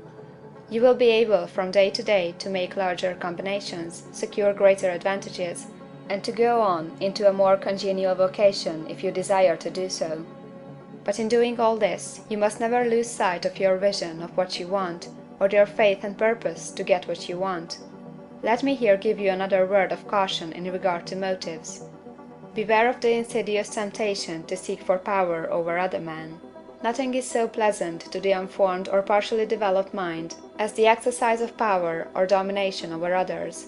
The desire to rule for selfish gratification has been the curse of the world. For countless ages, kings and lords have drenched the earth with blood in their battles to extend their dominions. This not to seek more life for all, but to get more power for themselves. Today, the main motive in the business and industrial world is the same. Men marshal their armies of dollars, and lay waste the lives and hearts of millions in the same mad scramble for power over others. Commercial kings, like political kings, are inspired by the lust for power. Jesus saw in this desire for mastery the moving impulse of that evil world he sought to overthrow.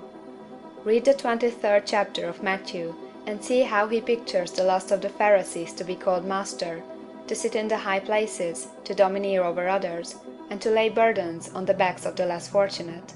And note how he compares this lust for domination with the brotherly seeking for the common good to which he calls his disciples.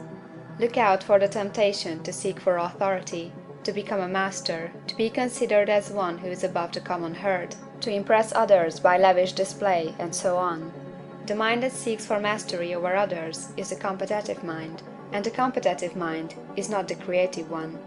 In order to master your environment and your destiny, it is not at all necessary that you should rule over your fellow men, and indeed, when you fall into the world's struggle for the high places, you begin to be conquered by fate and environment, and your getting rich becomes a matter of chance and speculation.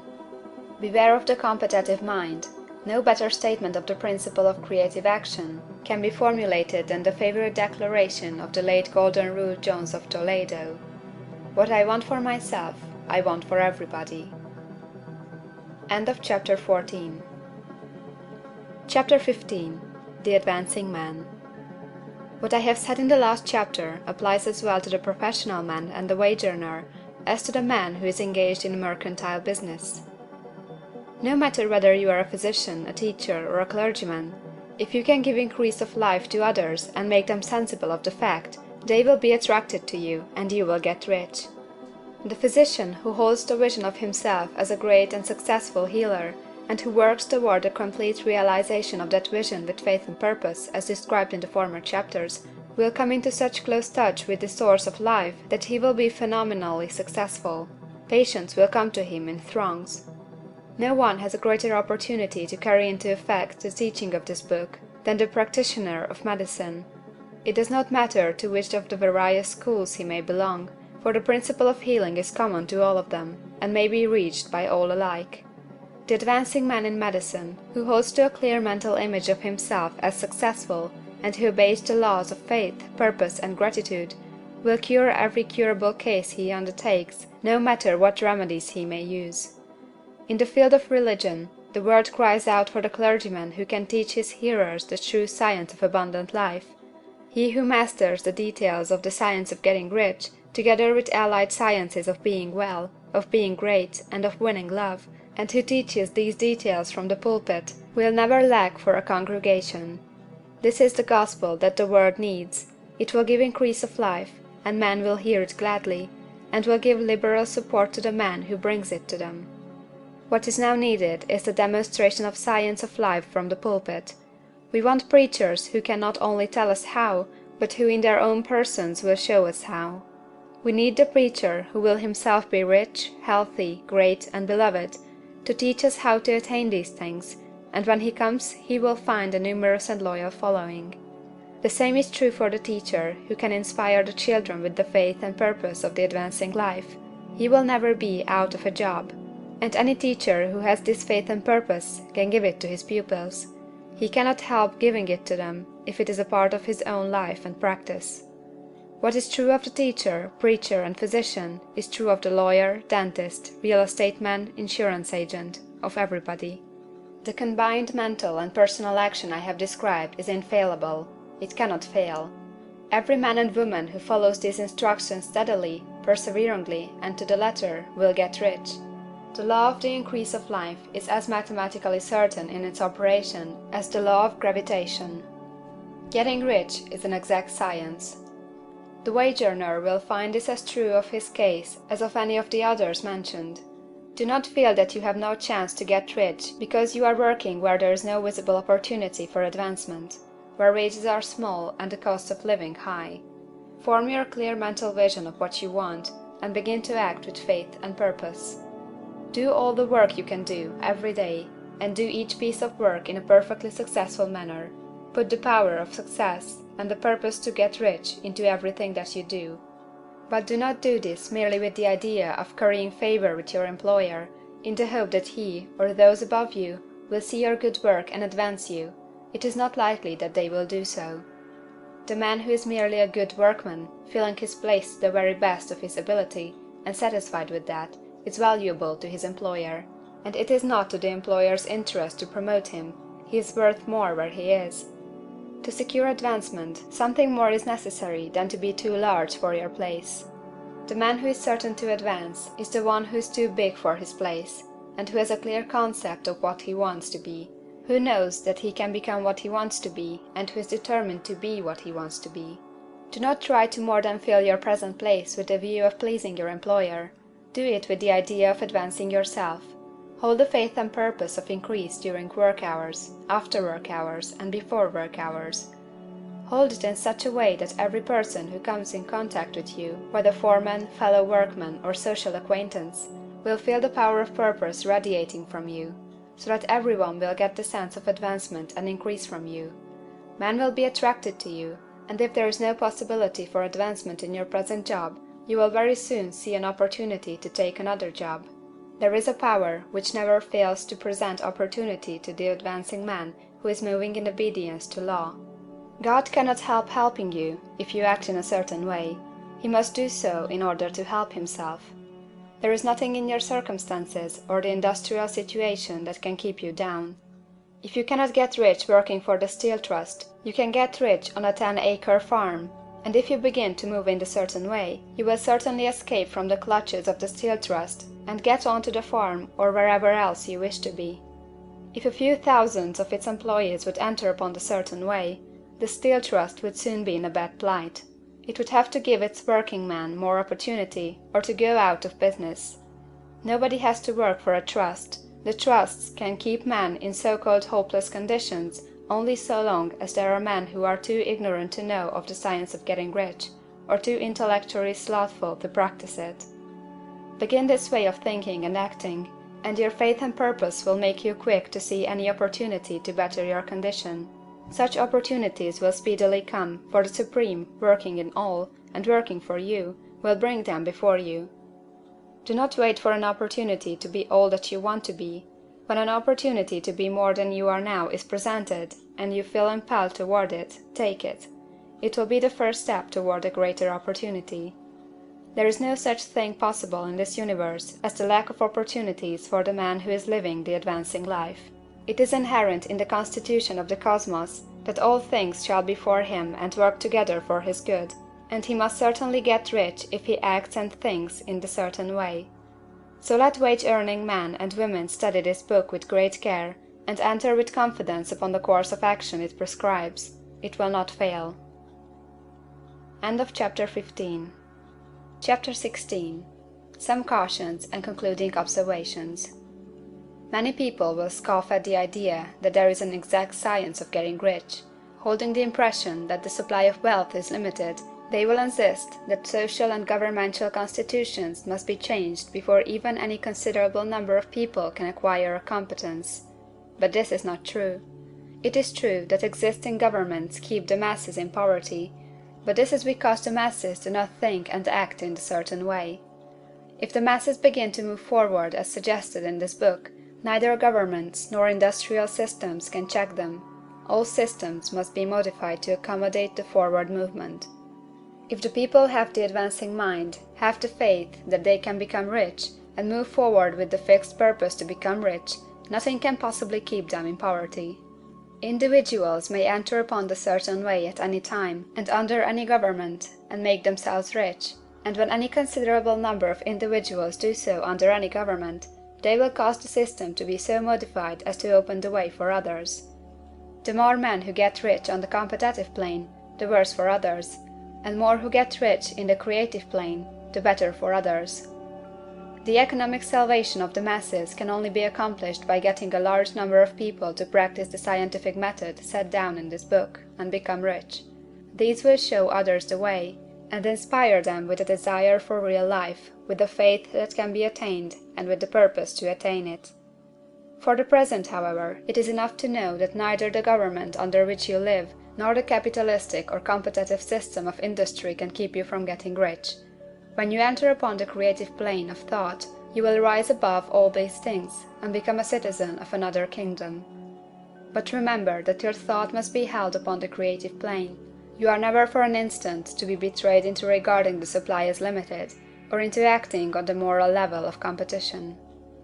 Whenever you do fall into old ways of thought, correct yourself instantly. For when you are in the competitive mind, you have lost the cooperation of the mind of the whole. Do not spend any time in planning as to how you will meet possible emergencies in the future, except as the necessary policies may affect your actions today. You are concerned with doing today's work in a perfectly successful manner, and not with emergencies which may arise tomorrow. You can attend to them as they come. Do not concern yourself with questions as to how you shall surmount obstacles which may loom upon your business horizon, unless you see plainly that your course must be altered today in order to avoid them. No matter how tremendous an obstruction may appear at the distance, you will find that if you go in the certain way, it will disappear as you approach it, or that a way over, through, or around it will appear. No possible combination of circumstances can defeat a man or woman who is proceeding to get rich along strictly scientific lines. No man or woman who obeys the law can fail to get rich, any more than one can multiply 2 by 2 and fail to get 4.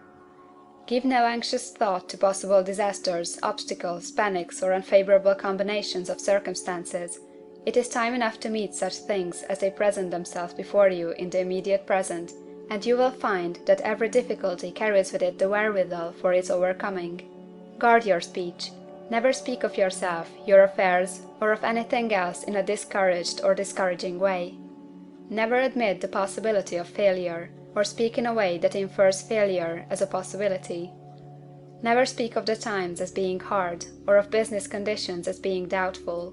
Times may be hard and business doubtful for those who are on the competitive plane, but they can never be so for you. You can create what you want, and you are above fear. When others are having hard times and poor business, you will find your greatest opportunities. Train yourself to think of and to look upon the world as something which is becoming, which is growing, and to regard something evil as being only that which is undeveloped. Always speak in terms of advancement. To do otherwise is to deny your faith, and to deny your faith is to lose it. Never allow yourself to feel disappointed. You may expect to have a certain thing at a certain time, and not get it at that time, and this will appear to you like failure. But if you hold to your faith, you will find that the failure is only apparent. Go on in the certain way, and if you do not receive that thing, you will receive something so much better that you will see that the seeming failure was really a great success. A student in this science had set his mind on making a certain business combination which seemed to him at the time to be very desirable, and he worked for some weeks to bring it about. When the crucial time came, the thing failed in a perfectly inexplicable way. It was as if some unseen influence had been working secretly against him. He was not disappointed; on the contrary, he thanked God that his desire had been overruled, and went steadily on with a grateful mind. In a few weeks an opportunity so much better came his way that he would not have made the first deal on any account, and he saw that a mind which knew more than he knew had prevented him from losing the greater good by entangling himself with the lesser. That is the way every seeming failure will work out for you, if you keep your faith, hold to your purpose, have gratitude, and do, every day, all that can be done that day, doing each separate act in a successful manner. When you make a failure, it is because you have not asked for enough. Keep on, and a larger thing than you were asking will certainly come to you. Remember this. You will not fail because you lack the necessary talent to do what you wish to do. If you go on as I have directed, you will develop all that talent that is necessary for the doing of your work. It is not within the scope of this book to deal with the science of cultivating talent, but it is as certain and simple as the process of getting rich. However, do not hesitate or waver for fear when you come to any certain place you will fail for lack of ability. Keep right on, and when you come to that place the ability will be furnished for you. The same source of ability which enabled the untaught Lincoln to do the greatest work in government ever accomplished by a single man is open to you. You may draw upon all the mind there is for wisdom to use in meeting the responsibilities which are laid upon you. Go on in full faith. Study this book. Make it your constant companion until you have mastered all the ideas contained in it. While you are getting firmly established in this faith, you will do well to give up most recreations and pleasure, and to stay away from places where ideas conflicting with these are advanced in lectures or sermons. Do not read pessimistic or conflicting literature, or get into arguments upon the matter. Do very little reading, outside of the writers mentioned in the preface. Spend most of your leisure time in contemplating your vision, and in cultivating gratitude, and in reading this book. It contains all you need to know of the science of getting rich, and you will find all the essentials summed up in the following chapter. End of Chapter 16. Chapter 17. Summary of the Science of Getting Rich. There is a thinking stuff from which all things are made, and which, in its original state, permeates, penetrates, and fills the interspaces of the universe.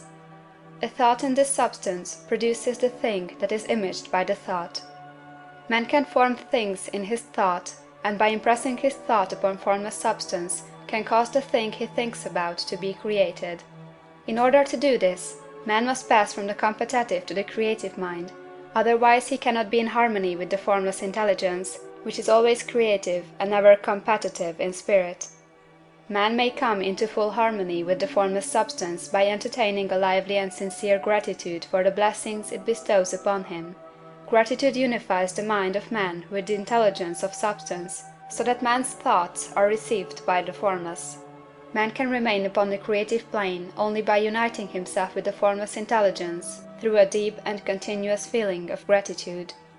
Man must form a clear and definite mental image of the things he wishes to have, to do, or to become, and he must hold this mental image in his thoughts while being deeply grateful to the Supreme that all he desires are granted to him. The man who wishes to get rich must spend his leisure hours in contemplating his vision, and in earnest thanksgiving that the reality is being given to him. Too much stress cannot be laid on the importance of frequent contemplation of the mental image, coupled with unwavering faith and devout gratitude. This is the process by which the impression is given to the formless, and the creative forces set in motion. The creative energy works through the established channels of natural growth and of the industrial and social order. All that is included in his mental image will surely be brought to the man who follows the instructions given above, and whose faith does not waver. What he wants will come to him through the ways of established trade and commerce. In order to receive his own when it shall come to him, man must be active, and this activity can only consist in more than filling his present place. He must keep in mind the purpose to get rich through the realization of his mental image, and he must do, every day, all that can be done that day, taking care to do each act in a successful manner. He must give to every man a use value in excess of the cash value he receives, so that each transaction makes for more life, and he must so hold the advancing thought that the impression of increase will be communicated to all with whom he comes in contact. The men and women who practice the foregoing instructions will certainly get rich, and the riches they receive will be in exact proportion to the definiteness of their vision, the fixity of their purpose, the steadiness of their faith, and the depth of their gratitude. End of Chapter 17, and end of The Science of Getting Rich, by Wallace D. Wattles.